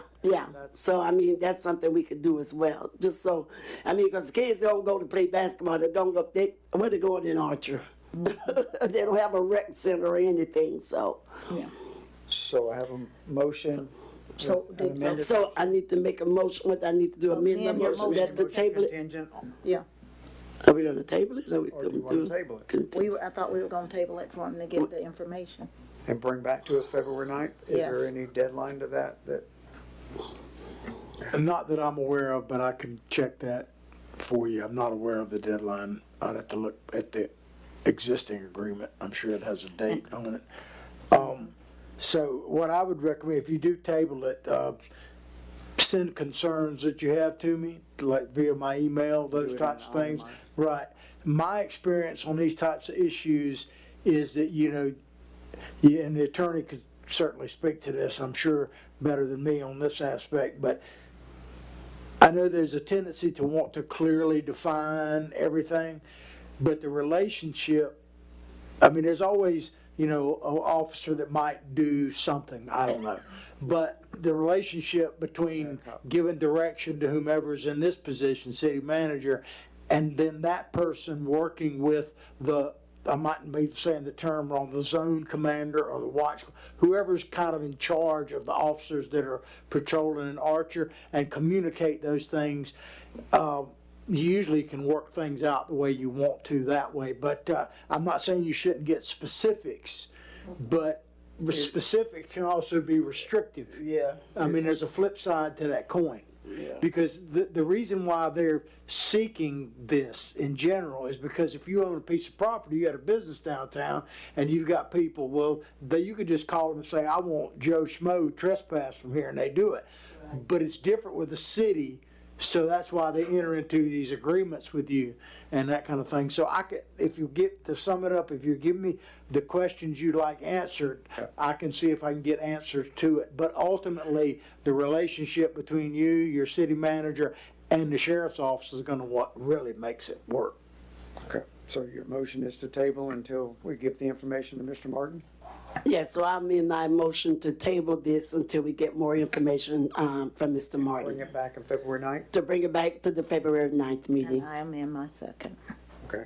Have a motion to that effect to gather more information and clarification and bring it back to us on February 9th and to table it.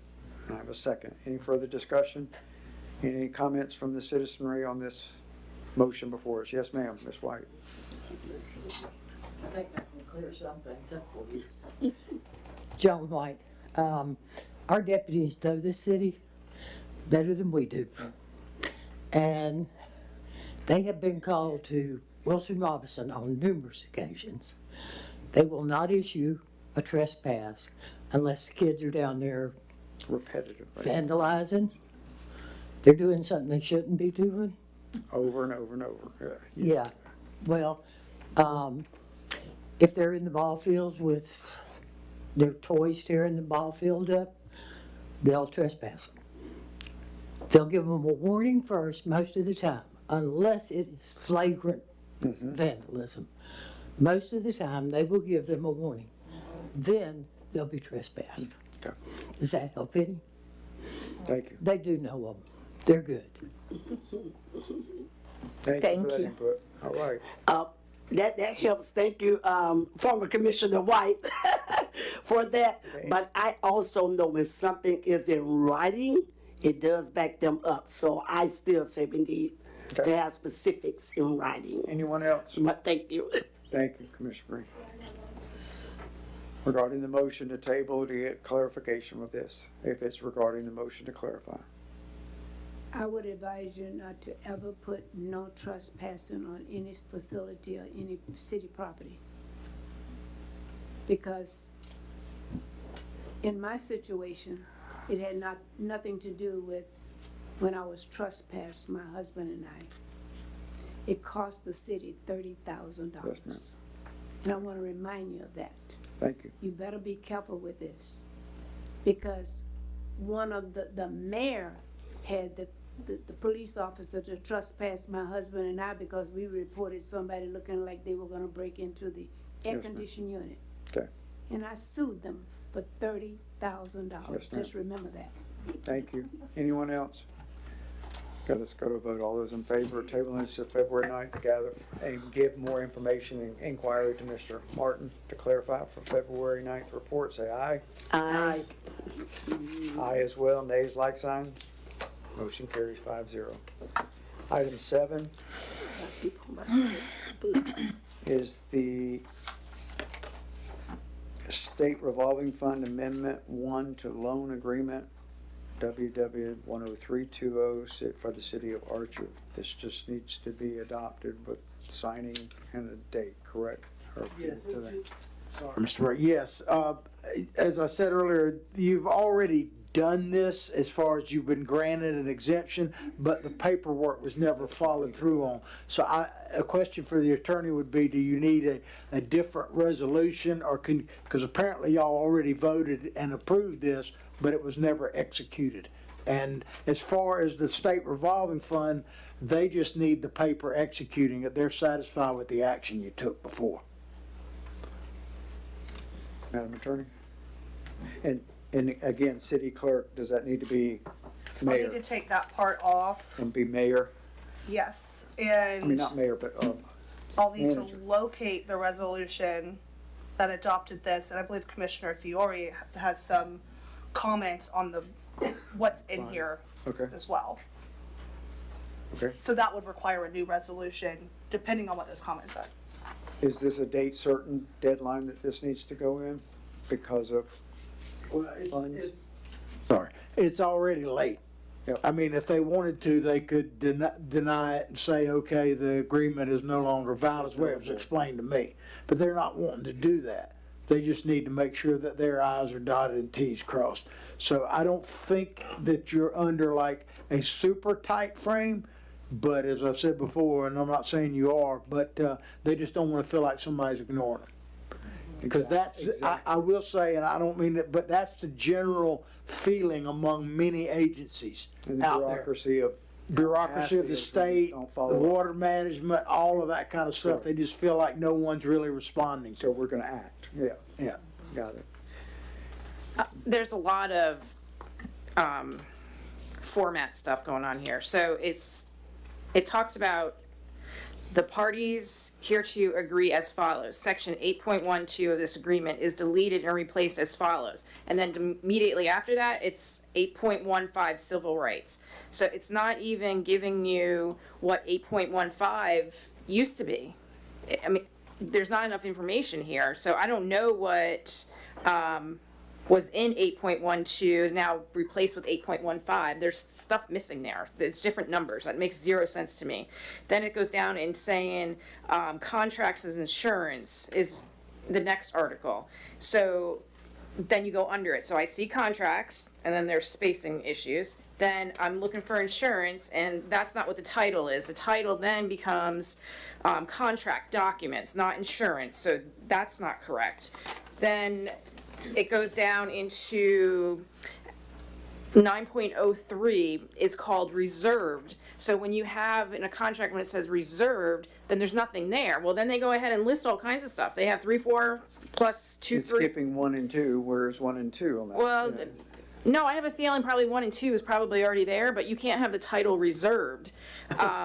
You can't do that. And then it talks about payments set forth in section 10.05, yet, I mean, that's not even referenced. And then the item scheduled under section 10.07, yet that's not even referenced. Deanna is still listed to attest it, and she can't be. It's very, very sloppy, and I would not recommend signing this. I would recommend that you get the entire contract so that you can compare apples to apples, and that should be attached to that resolution that apparently we've already agreed to, in my opinion. I did not produce this. Oh, I'm not saying you I know you did, but I can send. I believe I have a copy of the original agreement that I can forward all that to attorney and have her take a look at it. To vet it and then bring it back to us on February 9th. Have we? Yes, sir, that would work for me. I also wanted to clarify my office did not produce this either. But if he can get me the Word version, then I will clean this up, and then I can also reference the right things and see what we're talking about. Yeah, I'll also give you the contact information of the person that I was dealing directly with that contacted us. That would be great, thank you. So I think that's great that our attorney is willing to do that. I have to remind everyone that we pay the attorney fees, $5,000 to do a certain amount every month, and that's going to be time consuming for your attorney to do. I think this should be pushed back to the person that we're signing this and tell them to correct it for their labor, and then we can bless it by the attorney. But I just think making our attorney spend their hours doing this kind of work, I think takes away from the stuff that we need our attorney to do, in my opinion. But I would push it back to whoever gave you this loan agreement and ask them to provide you with the entire one and point out to them that there's discrepancies in here and have them explain why. Unless we have that on file. Is that what I heard you say? Is that it may be? They sent me the agreement today because I asked them for it because I just told them I don't know exactly where everything is. I'm still looking. Do you have so what we signed? Yeah. I have what they sent me that you signed, yes. But I don't, it's not in your files that I've seen, but I haven't really had a chance to look for it. So I just want to be clear about that. And the attorney doesn't have what you got today. I will, well, I can't say they don't. I can only tell you what, she just said that, I'm not disputing it. I can only send her what they sent me and see if we can. Avoid this stuff that you're talking about. So then you'd be looking at that real document they sent. Correct. I've been looking through our Archer file while we've been discussing this, kind of since the beginning of the meeting when I wasn't on, and I haven't seen anything that we have. Okay. So. Yeah, I'm just going by what they told me on that end, so I can't vouch for the accuracy of all the statements that they made to me. In that document they sent you today. Yes, I will make sure that the attorney has that. Well, I'll send her everything they sent me, which will include the contact person. Yeah, I just don't want to be spending our hours. Them having to Yeah. rework what is their document they need to send to them. Okay. So is the motion to table until February 9th for review and action? No. We were just not following parliamentary and Robert's rule. I need a motion and action, so now I need a motion to table this based on our full discussion. I'll make a motion to table this for further correction. And present it on February 9th as an agenda item. Okay. Yep. All right, I have a motion. Do I have a second to that? I don't want to. My question is. Oh. Got it. Yeah. For the sake of discussion. Yes, ma'am. Okay. Okay. As a second? All right, now what? Yes, My question is, how long do you think it's going to take to February the 9th? Because I think if we could have another meeting this month, because I want to know what the auditors came up with by February the 9th. And this. And if we could meet again on the 26th to see, to get all of this. Those agenda items? Yes. Because if we can, I want to see what the auditor found out before February the 9th, did we say? Because, when do we need to turn that in? 16th, The 16th? 4 days from now. I mean, it needs to be submitted with a plan of action to show our due diligence and that we're not avoiding them or ignoring them. See this calendar? I know. Okay. I don't know, because I just want answers because what the auditors found. And this too, because I don't want to mess up on this money. So, Okay, So I have an idea, maybe. But now the auditor did say he was gonna send it to, city manager, and the city manager could send it out to us. Okay. So that will be Okay. this week. But as far as this second document is concerned, maybe we could request that as soon as it is crafted, that maybe it can be sent out so that we can review it. okay, And I'll go with that. and individually send it back to Mr. Martin for approval? And if there's a majority, then I could go in and sign. Is that legal? Just don't send it to all. Correct. Send it to Once Martin. this is crafted, Mr. Martin, send it to us, homework assignment, send it back. Yeah, I approve. And if it's a majority, then it gives me the action then to sign. Is that? I'd like to still see the original agreement because I don't know what kind of changes, how substantive are they? And Yeah. then I'm trying to make changes from 5 different people. And Okay. get an Rather than agreement. I all don't know that looking that at would one be time. productive. I think we should table it to February 9th. Okay. But still, if we can get whatever Thank you, Mr. final Bloomberg. document you come up with, so that we can look at it. And We're then if prepared we to do speak. have questions, February 9th, we could discuss it. Don't wait yes. until Thursday in our package to try to review that and get feedback back. Okay. Okay. So it's a no-go on the second meeting for January? All these excited commissioners? No? No? It's okay. I appreciate that. I could make myself available, but not It's trying to be a doobie. Okay. But I am concerned like you, Commissioner Penny, of the auditor's results and making sure that that's timely. So what was the motion? Motion was to table until we had February 9th? Karen to Okay, table until February 9th with the full vetting of the document as sent by Mr. Martin to the attorneys and then the attorneys to bring back to us as an exercise for review. And Kathy Penny seconded it. All right. Any other discussion? Any discussion from the audience regarding the action we're taking on this state revolving fund, making sure that the contract is correct? Okay, hearing none, let's go to a vote. All those in favor of tabling this until February 9th, say aye. Aye. Aye as well, nays like sign. Hearing none, motion carries 5-0. Okay, now it's calendar time. I'm sorry, it's not what all the dates are like we normally have. That came from my draft to John, and I guess John thought I was gonna do the calendar or whatever. but I told him he was up. I was gonna say, do you have the calendar in your? Never mind. You have That's a one calendar. of 3 in my house. My phone won't hold all the different calendars, sorry. I'm so special. I know. So John, you want to present us what's on the calendar for the holiday for the staff? I mean, the holiday day when the office is closed? The office will be closed on Martin Luther King Day. Yes, sir. that Monday. Yes, sir. And then you've got I was gonna bring it up on my report, but I wanted to do it right now. I'm sorry.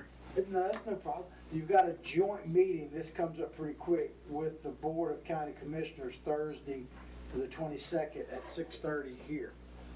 And I emailed y'all what they're proposing as an agenda. Next week? It's February 9th, is it not? Yeah, because I It's thought the it was first thing on February Yeah, 9th. Yeah, I wrote it down. I'm I sorry. looked at something else. I'm sorry. February 9th, yeah. Yes. I'm sorry. That's all right. 9th. So you've got that at 6:30 here, and I sent you their proposed agenda and kind of gave an explanation of what, because it's kind of generic when you look at it. But I talked with the assistant county manager about it, and worked with her many times in the past, and she explained to me, and I wrote basically an explanation to you. They're wanting to know what your agenda items are, and obviously I'm not going to, I mean, that's something you have to decide. Topics of discussion. Topics of joint with discussion, the- yes. Okay. And then I would send it back to them, and then generally what happens is you have a board to mayor, chair to chair meeting, so to speak. Yep. With the mayor and whoever the chair. They manage their agenda. And y'all talk beforehand, kind of a set. I don't know if that's how you've done it in the past, but they basically like to have the chair of the county commission meet with the mayor of the city, whichever one, and have a meeting to discuss the parameters of the meeting, I suppose.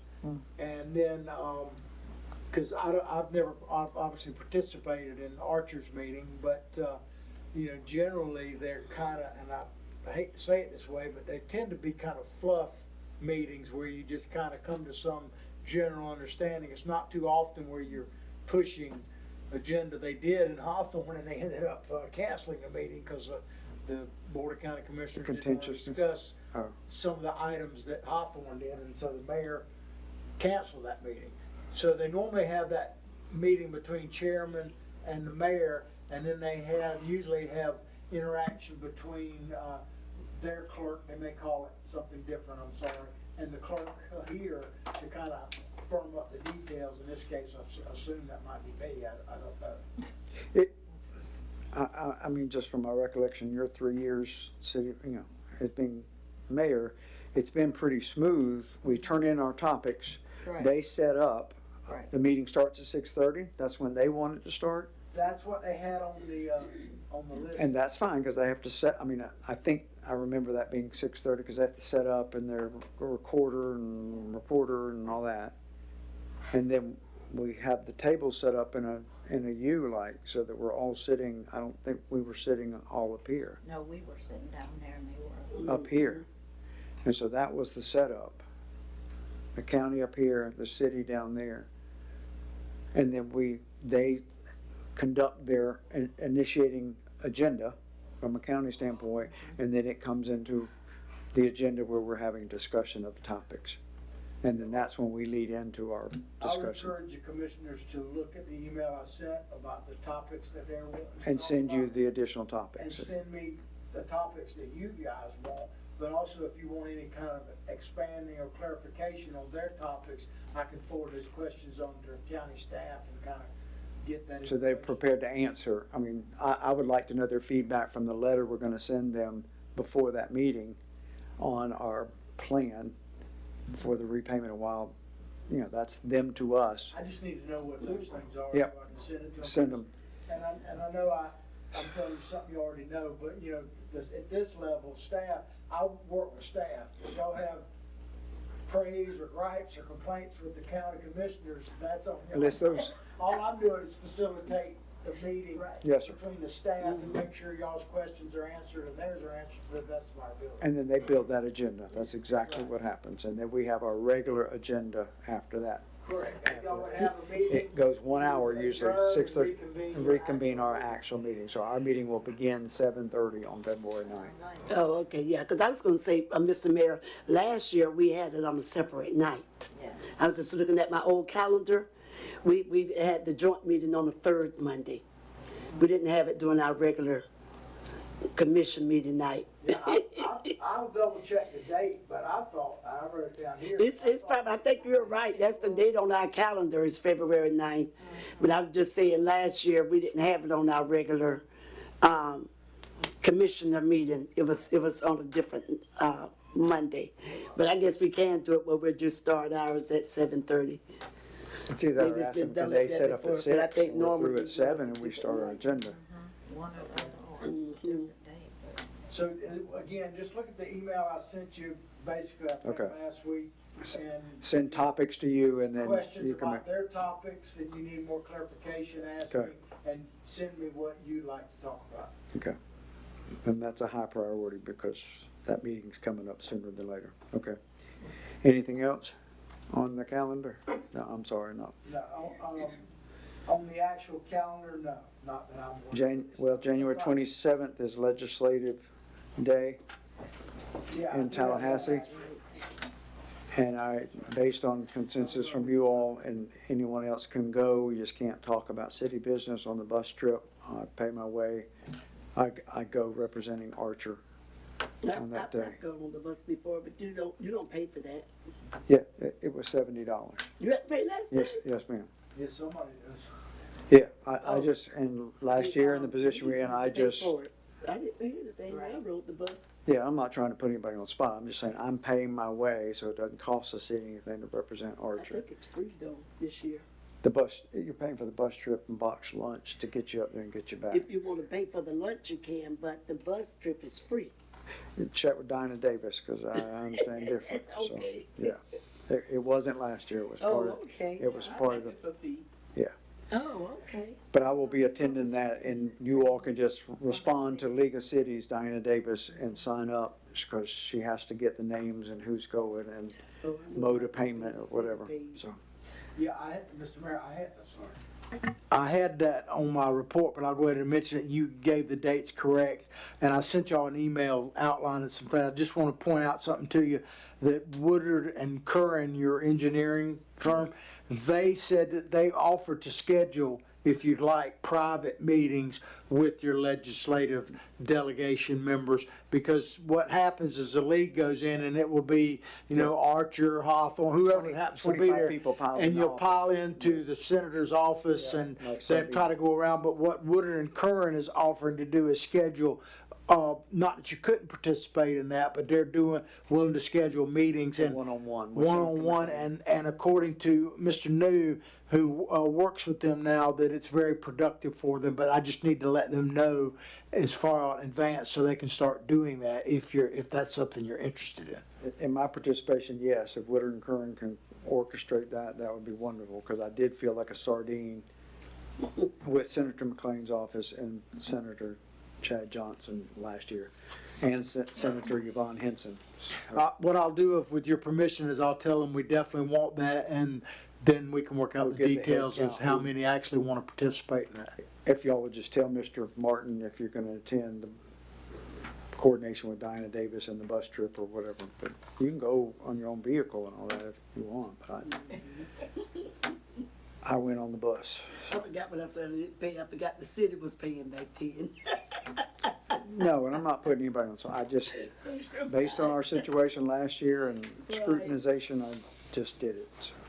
And enjoyed it, because I got the feedback with our fellow colleagues from other cities, so there's nothing wrong with that. Just, if two of us go, we can't talk city business, it's gonna come before us, that's all. It doesn't mean we can't talk about a ball game or anything else. Okay, is that all you have on the calendar, Mr. Yes. Martin? Okay, all right, let's go to reports. Commissioners, or do you want to give your city manager report, what you have? I can, if you'd Sorry. like. Burn you out. I sent a list of it to you. I did add a couple of quick things to it towards the end of the day. Number 2 on my list here is about access codes to public facilities, and this is not directed at any one individual. The question has come up about access to places like, in this case, the community center, and I'll just read you what I think. I put some of this into an email to you. I'm still getting up to speed on city policies, and whenever I have a question, I defer to what I call best practices.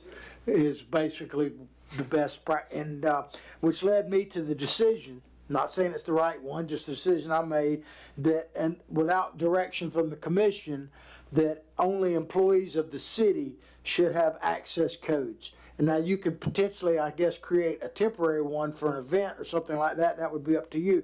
And the reason, and certainly I don't mean to speak to legal situation, but the way I see it, And why I made that decision is because if they're not an employee of the city and they don't sign some type of agreement for coming to the facility or doing something, even people with the best intentions could walk in there, slip on the floor and hurt themselves. And then I think you might be potentially liable for something like that. So to me, without absent some direction from you, that's why I made that decision. It was not personal, it's just best practices as I see it.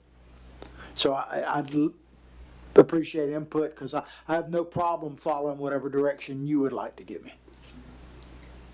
What's the pleasure of the group by consensus? What, do you want to do that for safety and security, or? I agree with Mr. Martin. Okay.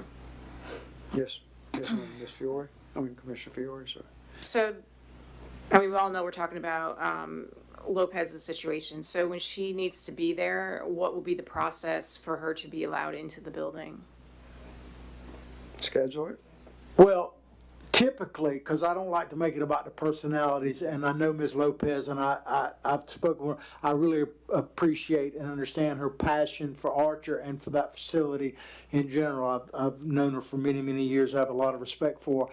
But I would envision it, unless you're filling out paperwork to rent the place, that if you feel the need to go in there, and certainly Ms. Lopez would be at the top of that list based on her experience there, that you should make an appointment with the city manager to direct someone from staff, whether it be the public works director, or it might be someone else, if you had a rec director, in the future, to go and meet with whomever it is, let them in, Assist or whatever. and assist and facilitate. That would be, but that might not, each situation is different, so that might not be practical, it might not work. I'm not saying my decision was correct, I'm saying based on information from the commission, I made what I call best practice decision.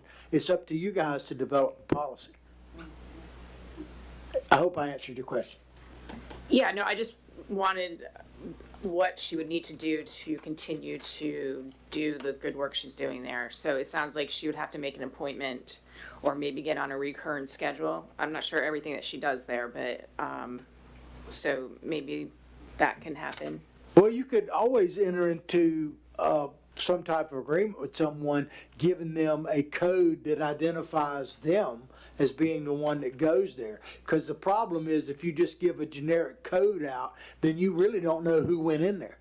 Yeah. And I'm not accusing anyone of anything. So that might be an option, because she has a unique relationship there and all that. That's up to you. But that would be a suggestion, is to give out temporary codes that can be rescinded very easily. They may have a time frame on them, that kind of thing. You can even do that to people who are renting it if they fill out certain types of paperwork. It's kind of up to you. Thank you, Thank you. So, I don't have to have an answer. I'm just bringing you the You asked for feedback. From the That's all commission, I'm and that's what I'm facilitating. And I'm Get sure, feedback to it. in this case, Mr. Barber's gonna want the same kind of information. One thing I know for sure, in a small city like this, it can get very personal very quickly, because people are passionate about various things for different reasons. Believe me, I get that. And I'm sure coming from Williston, Mr. Barber gets that as well. And my only feedback to you is, right now, based on the condition we have a vice mayor saying, I'll check it on the weekends. We don't have staff assigned to check in between to support Vice Mayor Bailey, and I mean that in a positive sense. We have a cleaning service that's on the edge, and whether we're going to continue that contract based on non-compliance of the issues that, Mr. Martin, you need to get involved in with, the feedback I got from staff and I asked you to check on. I would feel best practice would be to ensure that there is somebody scheduled at that time, in respect to the passion that this person has, whether it's Ms. Lopez or myself want to go in there. There needs to be two people in there, and it needs to be identification of whatever the issue is. Even Vice Mayor Bailey, you check on the weekends or whatever. If I can avail myself just for safety and security or whatever, there should be two people doing that until we secure a satisfying contract service that we know is doing the job, and we've assigned the appropriate staff to go in there with a specific list that's already created to check on things. Because it shouldn't be in there to go in there for problematic things not accomplished. And it is an issue, without Ms. Lopez having to get up here and speak. It is an issue with us right now. So, no ma'am, I'm finishing right now with the dais, and then you certainly have the time to do that. Thank you. But that's the issue. It's not, in my opinion, the coding or the temporary coding or whatever. It's for safety and security of having somebody in there that's with staff, as you began the conversation with. Or just, if, give me direction. I mean, I don't personally even have the code right now, but I could get it with one phone call, I'm sure. There's several, I know It's been Public changed Works. multiple times since the last time I had it in my little code book or whatever, so, and that's fine. I don't need the codes of this building. I understand others have it. I don't need that, so. So I have a question, Yes, ma'am. and that is, Mr. Martin said that we can give a temporary or a specific code. But if we did that, and like you said, if something happened, they go in, they fall, or something happened, then what? Because we're liable because we've It's a given them city that. asset. Yeah, it's and we've general given them liability. that code. So, That'd be a question for the attorney. And just so I clarify, I don't know that your software will handle temporary codes. I'm sure it probably will, but I don't know that for a fact, but that would be a solution. I just wanted to clarify that. Sorry, Madam Vice Mayor. Yeah, just to briefly respond to that, there is a concern from our office about the liability. When Mr. Walker and I were discussing this issue with Mr. Martin earlier, the idea came up of maybe appointing or, establishing an advisory committee to take care of the community center and making Ms. Lopez the chair of that and appointing other committee members. And then there's a whole group of people that they specifically will be the ones that have the code. And then there's all of the liability waivers and stuff that come, well, not waivers, but there's a separate process for that than her just being a citizen of Archer on her own without the rights that a committee An member. individual in there with no security and safety issues Right. addressed. So that's something that Mr. Walker and I just talked to Mr. Martin about today, but we can explore that idea further. Okay, any other feedback to give Mr. Martin on that before we introduce Ms. Lopez or any other citizen feedback?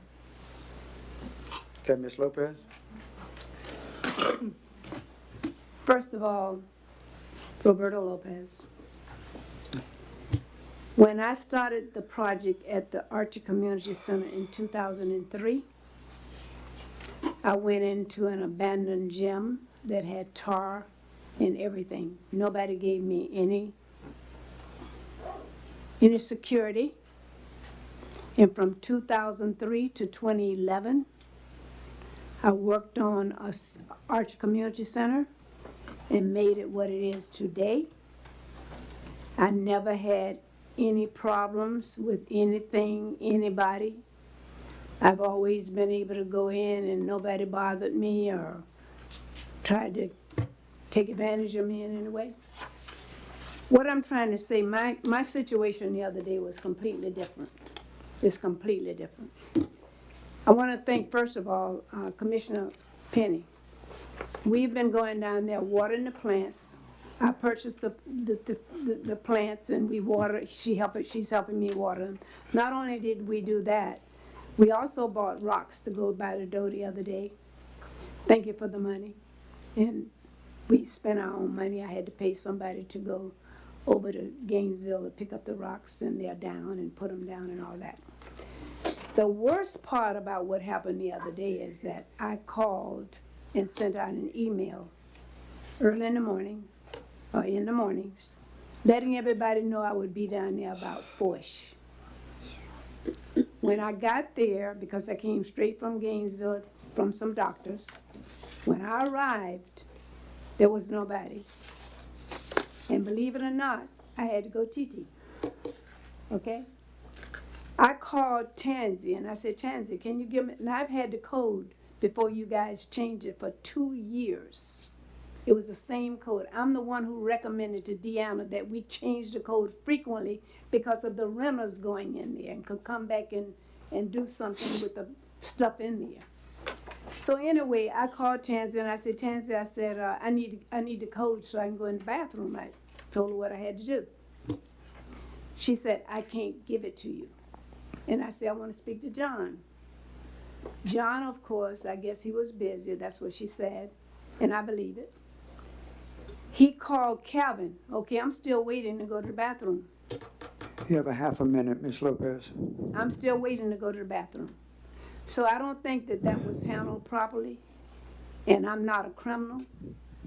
And I raised $1 million to fix that facility. And there's no reason for you to keep me out and don't try it again. Please, I'm begging you, don't try it again. I don't care what you do or how you handle this in any way, but if we're working down there and we have permission from the attorney, we did have permission from the attorney to actually go down there and work on the garden. Time is up, Ms. Lopez. Thank you.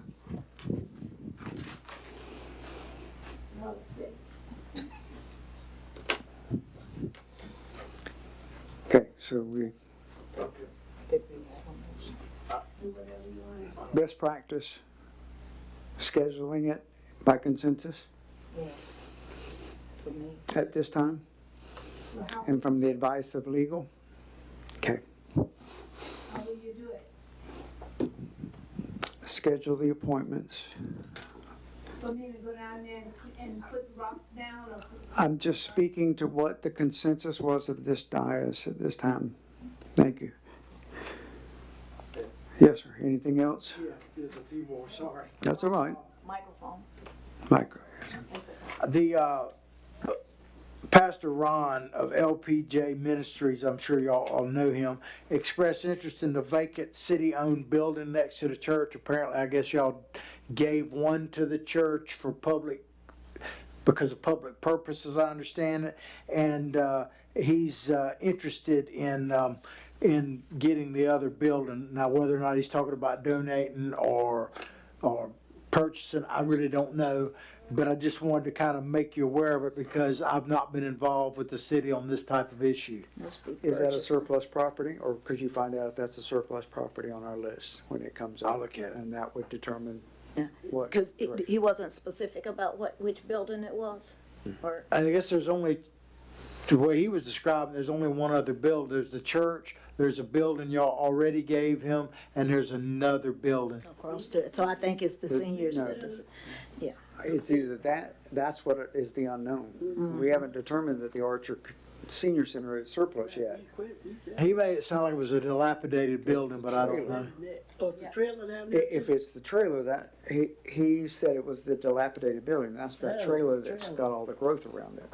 Yeah, I think it sounded like that's what he was talking about, but I can clarify that.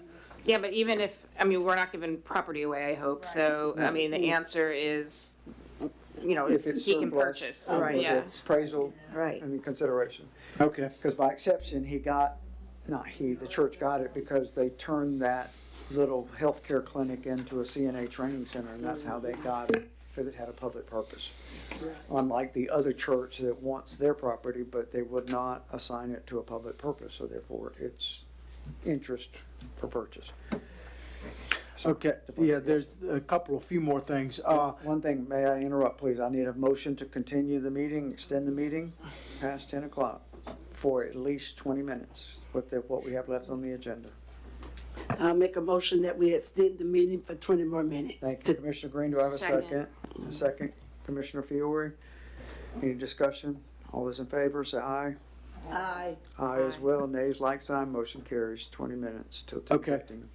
I'll try to be as quick as I can. This in here now, because of the action taken tonight, I need clarification on anyway. I was just mainly going to announce to you that at 1:30 on Tuesday, the 3rd, of February, there's a meeting with the Strategic Future Plan of Alachua County School Board. I was planning on attending that. I'm not saying I won't. If someone else could, if they want to, but you know, this kind of brings up the question, and I don't mean to put you on the spot, but there's a lot of different things that it's one thing to start a contact with like I'm planning on making I've already made contact with Swanee River Management. I was planning on trying to meet with them and trying to mend some fences and things because, quite frankly, you're out of compliance on everything when it comes to them. I'm just telling you. But I don't know if the best thing for me to do is to do that when, Mr. Barber is coming on. It might be better to keep facilitating that, but pass those kind of things on to him. And be able to introduce his new role to carry the ball on the Correct. project. But like going to this strategic plan of the school board, I used to do it all the time when I was in with Hawthorne. The reason being not because I had some bright idea, but I wanted to hear what they had to say because, schools are a big issue. And that's where school concurrency comes up with. Correct. And whether or not they're going to build a new school, And close where. a school, and And you've already interest. experienced that kind of thing here. So somebody needs to, my goal has always been when I was, and I just can only talk about what I've done before and what I'm trying to do here, is to make sure that the city that I represent as a city manager is always in the conversation. Where is that? It's at the it's at, and I can send you the information specifically, but it's probably, it's either going to be at the school board offices or it might be at one of their other facilities. I'd have to look back at the email. And what time is during the day? 11? Yeah, it's at 1:30 Tuesday, February 3rd. Okay. I'll send that out to everybody so you know about it. Because again, just to piggyback off what you said, that's where school concurrency comes up as a Yes. subject matter every time they meet on this.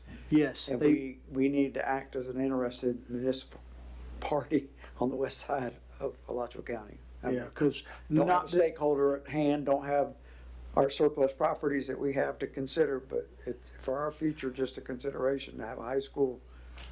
This is our time to march. So, Yeah, absolutely, because, you and I've talked about this. I'm not trying to be a history lesson, but you already know this. I personally think that there were two things that really hurt Archer. One, losing your high school. Because I've seen in Hawthorne what a high school can do to bring people together. And the other, of course, and we've talked about that, is Archer Road being not 4-lane. But those two things together are a double whammy for that. So I kind of just need a little bit of direction. You don't necessarily have to give it to me tonight about the continuation of trying to mend some of these fences, because I don't want to be counterproductive. I don't want to give the impression, okay, I was in this role, but today, somebody else is going to take it. So, I don't know exactly, but Mr. Barber and myself can work that out. But I just want to make you aware of those kind of things. This other one I think is pretty obvious. The city posted a job opening for Public Works. We lost John to Chan's. That was a pre-planned, apparently, job that he was taking. So I personally feel like whoever the permanent city manager is should make that decision, because it doesn't make much sense. And I said this whether it was me or not, to hire somebody and a month later they got a new boss. Right. So unless you tell me different, and the good news is you're at a slow time because the grass is not growing right now, but I would defer hiring that person to the permanent. And I told everybody about my email. I'll say it again. It's jmartin at the letter J at cityofarcher.com. Now I would say this, because and the attorney can certainly speak to this. One of the things I have created, and I would encourage Mr. Barber to continue, is I created a commissioner email that you just put it in the blind copy and it sends it out to all of y'all. And that way, if you respond, it only comes back to me. In this case, it doesn't come between you, because it protects you from the sunshine, and it just keeps the information flowing to you. The other thing I would say to citizens of Archer, if you are wanting to contact your city commissioners, if you have their emails, I would strongly encourage you, I know it's a pain, but to either send each one of them a separate email or blind copy them yourself, because you're setting them up. And I know you're maybe not intentionally doing this, but if they respond to you and another commissioner can then see it, they don't have it in the system I've created, you're potentially opening them up to a problem. So, and especially in a small town, you need to try to protect yourself, because I used to tell my dad in the legislature, y'all passed the Sunshine Amendment for everybody but the ones that actually need it, which was them. You know, I used to tell him that all the time. So again, I'll keep doing that. I would encourage anyone to use that blind, and I'll show this to Mr. Barber, and he can certainly do as he pleases with it. But once again, please, if you're gonna email all the commissioners, blind copy them so they don't respond back and get in each other's business, so to speak, inadvertently. We already talked to trespass, and I had a couple more quick things I jotted on here that are important. I'm sorry. You have to bear with me. My old hands don't work like they used to. Okay, I already talked about the joint meeting of this, I just want to give you an experience with a forensic audit real quick, because I was going to send you this in an email, but I might as well say it. The auditor alluded to it. And I'm not saying don't do one by any means, but if you're going to do one, you need to be as specific as possible about what you're looking for. Well, I'll just use an example, and it's not picking on. Let's say you wanted to do an audit of the recreation department. I know you don't really have one. It would need to be specific to that, because if you just say, I want a forensic audit on Archer, it might cost you $500,000. Mm-hmm. I'm not gonna kid you. And that's kind of what he was trying to allude to. So if you're gonna do that, it needs to be extremely specific, and I think our attorney would probably concur with that. The other thing, I've had a lot of people offer to volunteer to help in the office and that type of thing. I personally am not opposed to that, but would never have someone on my quote authority come in to do that without direction of the commission. Because, and this is not an accusation against anyone who's volunteered, please don't take it personal, but when someone comes in here and has access to your records, you need to make sure that they're verified and all of that kind of stuff, because you don't want a city manager, in my opinion, whether it be me or someone else, to just arbitrarily make that decision. It opens you up unfairly. So I'm not opposed to it. I have experienced it in the past and it worked out well, but the commission needs to direct that. I directed that with the commission when I was mayor, but I would not ever want a city manager just to do that. That's just my opinion, and you know, based on my experience. One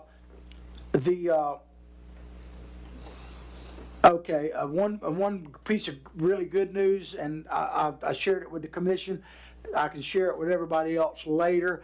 The grant for Archer's share of the wastewater treatment plant came back, and the good news is it came within the parameters of what y'all are prepared to spend there. It's a full grant, and there's going to be some monies left over. I gave y'all some preliminary figures. The only reason I don't put out a regular figure is the bids have to be vetted by the engineer to make sure that each one that bid, the low bidder, is qualified to do the job. So it takes about 2 weeks to get that final number, and we just got it a couple of days ago. So I just want to make sure that you understand, that's why I'm having you that. And in that vetting process, just for the public's knowledge, that then vets or establishes our rate to ratepayers. It will be used for that. And that's why we just don't send it out. Right now, preliminary is 11.2 million out of the 13 million or whatever is the number, but it needs to be vetted by the engineers, because that then establishes the rate monthly for the service for the ratepayers. And that, I'm coordinating a town hall meeting. If it's done beforehand, I'll try to get a town hall meeting running before our next meeting on February 9th, if that information's out, because that's a high priority to be able to share that and have Woodard and Curran to do that. Absolutely. Yes. And I was going to make kind of a blanket thing. I'll just say it really quickly, and then I got one thing that y'all really need to take a look at.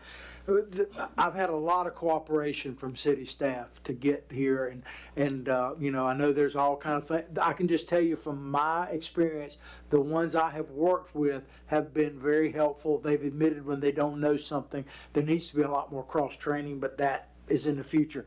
So I just want to say that. Now comes to a little bit more of a dicey situation.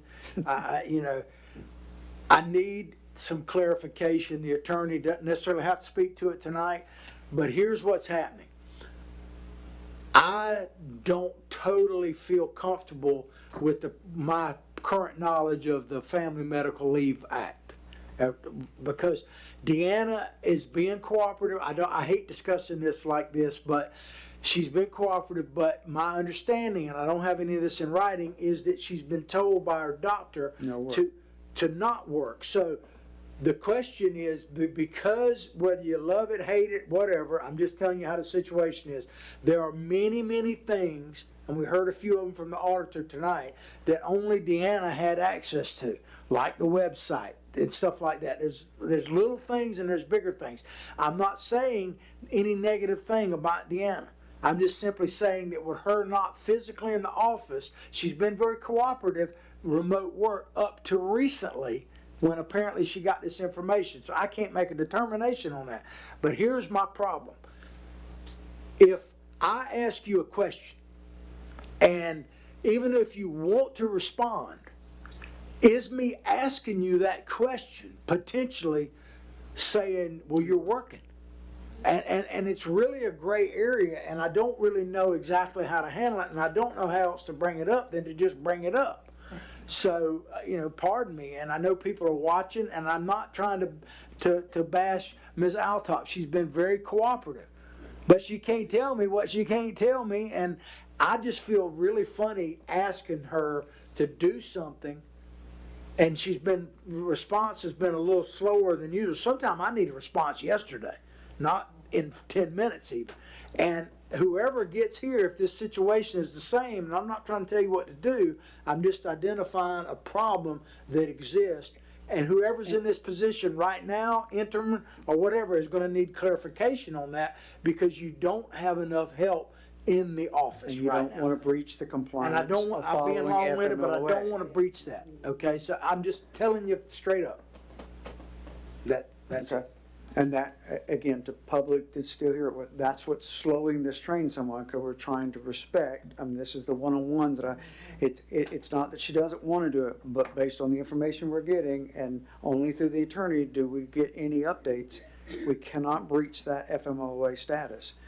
And that's what I'm telling John, and, go in precaution as we move forward with this and try to operate and manage in the transition. So, And obviously, I'll give you some type of exit report when that day comes, but one thing that I see as a glaring weakness within the staff, and I'm not saying who's responsible or whatever, I'm just telling you what I see now.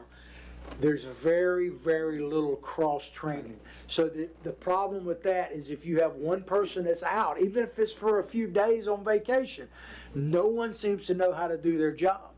And that is a problem that needs to be addressed. And obviously, I'm not going to have time to do that, but I'm just saying that's something y'all have to develop. Mayor, to address the FMLA, can I ask the city attorney, so are you going to write up something saying what your do's and don'ts are, I assume? Because Yes. I know that's a high-level position, and you are allowed to ask questions from everywhere I've seen, but I just want to make sure that you're going to write something up. I will write something up. Mr. Martin and Scott Walker and I talked about this today, and I do think it depends on what the question is and what does she have to do to answer the question. So, for example, getting a code to the community center, something like that, I don't think would breach it, but we really need to be very, very careful about it. So that is something we're working on. Thank you. And it's a priority. it will help Mr. Martin and Mr. Barber Yes. coming on board, so, okay. Anything else? That's it? Thank you. All right, commissioner reports. Commissioner Fiore? Nothing? Commissioner Green? No, I don't have anything. Okay. Vice Mayor? Well, I went to the bike and toy drive on December 20th. I also sent out the letter from the St. Philip's Lodge and the flyer to the businesses and the churches. It's always a great turnout. This year, we didn't have as many bikes. I can't remember how many it was. 119, I was thinking 117. Okay, so 119. So of course we had some little people very upset. So I saw them at a meeting last Monday.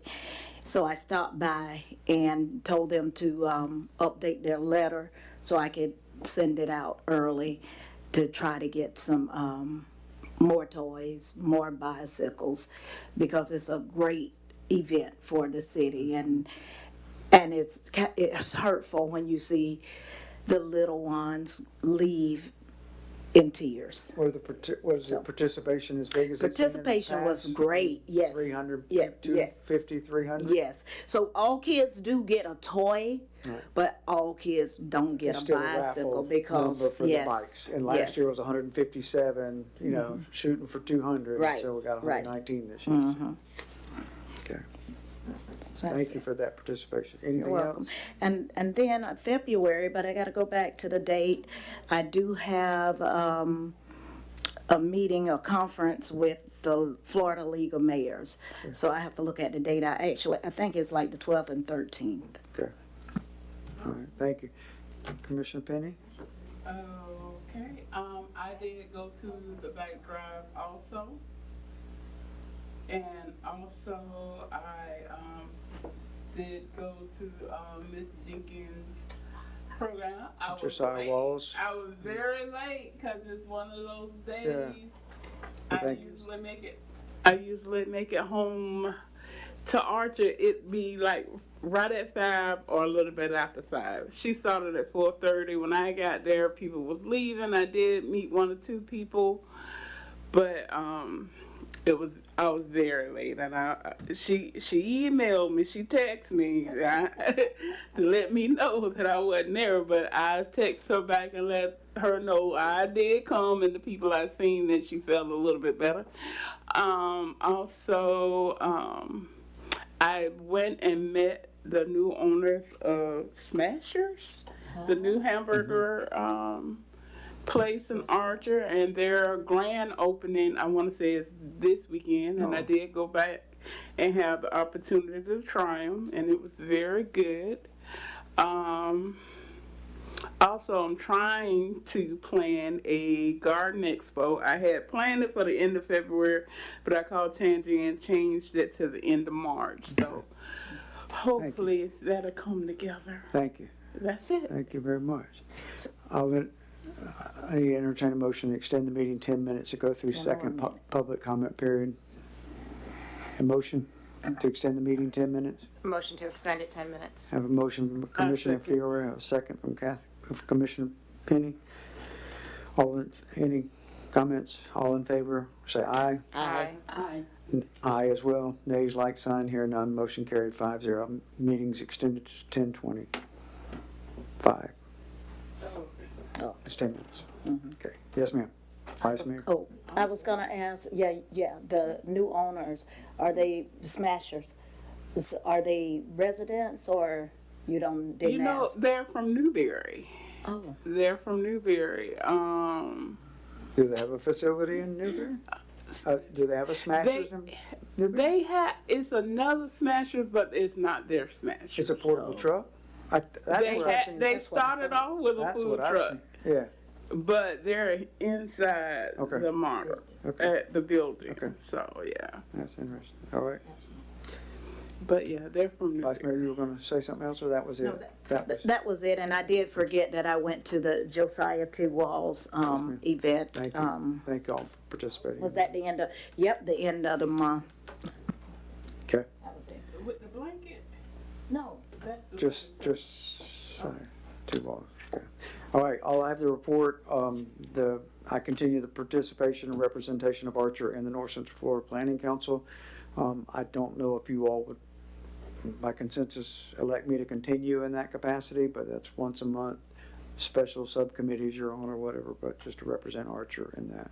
I currently sit, former chair from last year, which we're supposed to get a plaque to hang up in here because I don't know how long it's been since Archer had a chair of the North Central Florida Planning Council, but we've got something that's going to hang on the wall saying Archer had chairmanship of that one time. But I still sit on the executive committee in that capacity if by consensus you all want me to continue in that. It could be any other representative. I just need to notify Scott Coons as the administrative director that someone else would like to participate in that role.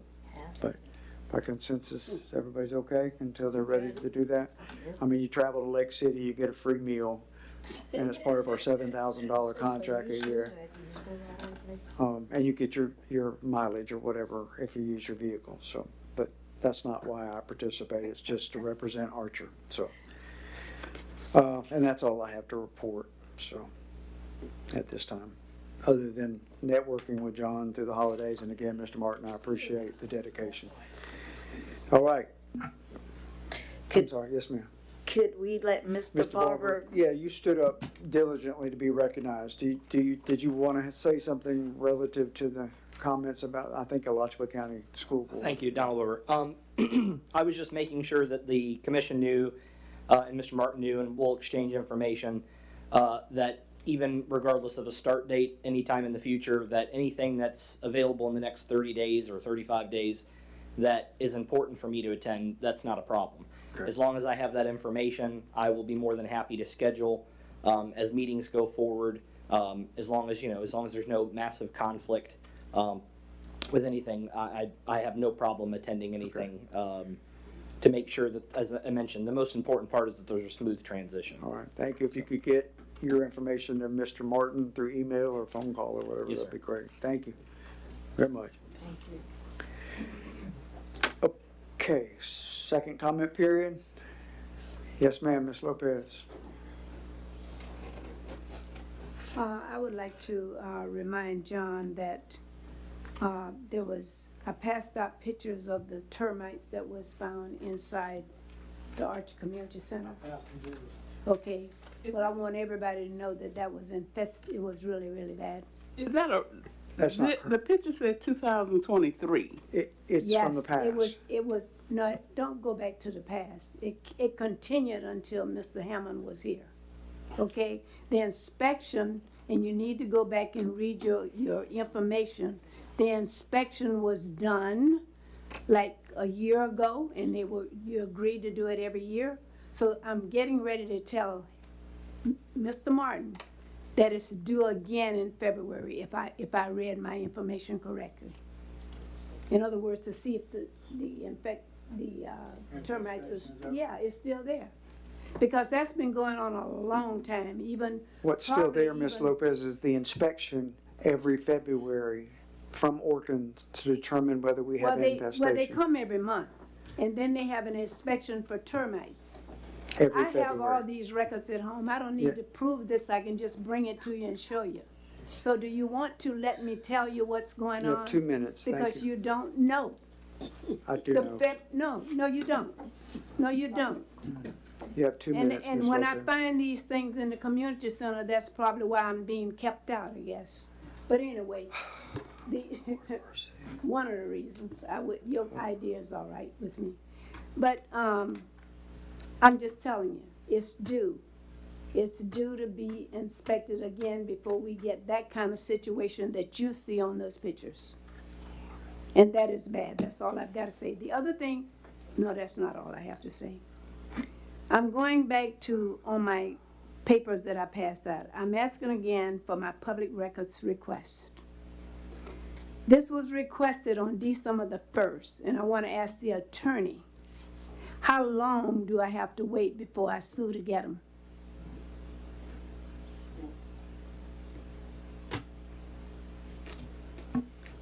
I've told you, when you approached me earlier, that I will look into that public records request. I made a specific note to look at the December 1st, 2019 request that you made. As you've heard tonight, there's multiple issues with access to documents and where things are located, but I assure you, we will look into it. I can tell you this much. The documents that I requested, if you look at the last item on my paper, I helped to even create the book a long time ago for rentals. There are applications in there, and I have a bunch of them at home already.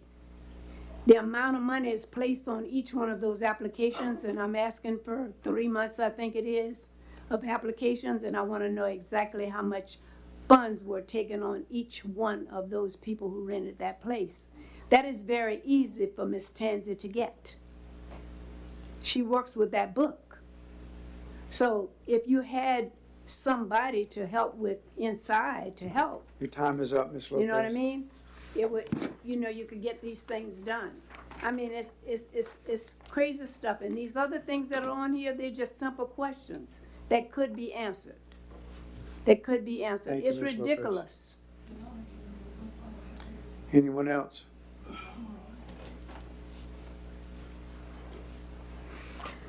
Lori Costello, I was wondering if we still have a freeze on travel. I heard Vice Mayor Bailey state that she was gonna go on a trip, and, I think that all commissioners that travel, their expenses should be approved by this commission before they go, because I have seen in the past where when the city foots the bill, they have taken way advantage of hotel rooms over $500 a night, meals almost $100. It's just been unbelievable. Rental cars, you know, and I don't want to see that. We're in a financial crisis. So I'm asking every commissioner before they go on a trip on the city's expense, if their whatever they're going to spend on a hotel, and if it's a rental car or whatever, be approved by this commission. Or if you're not paying for it and the city has to pay for it, just don't go if it's not mandatory, because we're in a financial crisis. Please take that into consideration. I know you guys were talking before about selling, you sold a truck. It was the blue dump truck that we had. I think somebody couldn't remember, but anyhow. Also, I want to ask if the commissioners can, how do I want to say this? Have more respect for our citizens. When we email you to answer us, this keeps being brought up to your attention over and over again. And, you know, it's just not right that, you know, you guys are the elected officials, and when a citizen emails you a question that you just ignore them over and over again. I want to thank Commissioner Fiore for always answering me. Commissioner Penny, most of the time, answers me. But I want to say now, when you email me on my personal email, I'm saying it in front of everyone, I'm not going to respond. So you need to email me on the city one. I don't know your personal email. Yes, ma'am. I can show you. Okay, do Yes, that, ma'am. please. Okay. Because I don't even, I Yes, have no ma'am. idea. Yes, ma'am. Yeah, I don't know it. I don't even know how I would have got it. Your time is almost But- up, Ms. Okay, I'm done. Thank Thank you. you very much for that input. Anyone else? I'm looking it up right now for you. So I didn't say I was going on a trip. Yes, ma'am. Not one time did I say that. I said I was going to a meeting, a conference meeting with the Florida League of Mayors.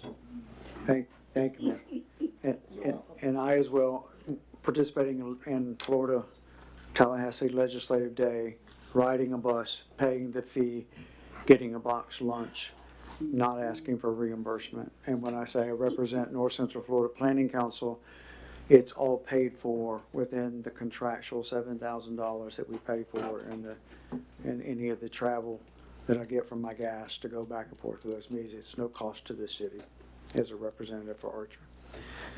And I think we're all in consensus that, you know, when we're doing that, it would come forward in our time of recovery. Yes, ma'am, we changed that. So, Yeah, I just want to say, Mr. Mayor, eventually I hope we'll change that, because when you all travel, you're representing the city. absolutely, yes, ma'am. And you're learning for the city. Yes, So I know we have that freeze in place, but at some point, we're gonna have to When we release recover, that. It's only, Yeah. yeah, part of the growing that we. Because nobody has traveled on the city in about 2 years. No, ma'am. So I don't know where that came from. All right, anyone else? All right, that concludes our meeting. We're adjourned at 10:25. Thank you all for your participation this evening. Thank you. You should have to pay for your blood. I'm sorry, did you want to speak? I just want to tell you what a good meeting it was, and you accomplished a lot, and the fact that you accomplished the 3-minute thing, just, the whole atmosphere was different. And I want to say, Mr. Martin, it is so refreshing to have a city manager sitting up here that almost had half sense, but knows what's on the agenda and speaks to it. It helps a lot. The other thing is I want y'all to kiss that mic, because I hear people say they don't come to the meeting because they can't hear, and you're the one. Do you remember Elizabeth used to say, if you have something to say it where somebody can hear you? Kiss your mic. Yes, ma'am. Meeting. Thank you, Ms. Mercy. Oh, let me write that one Ms. down. Green, thank you.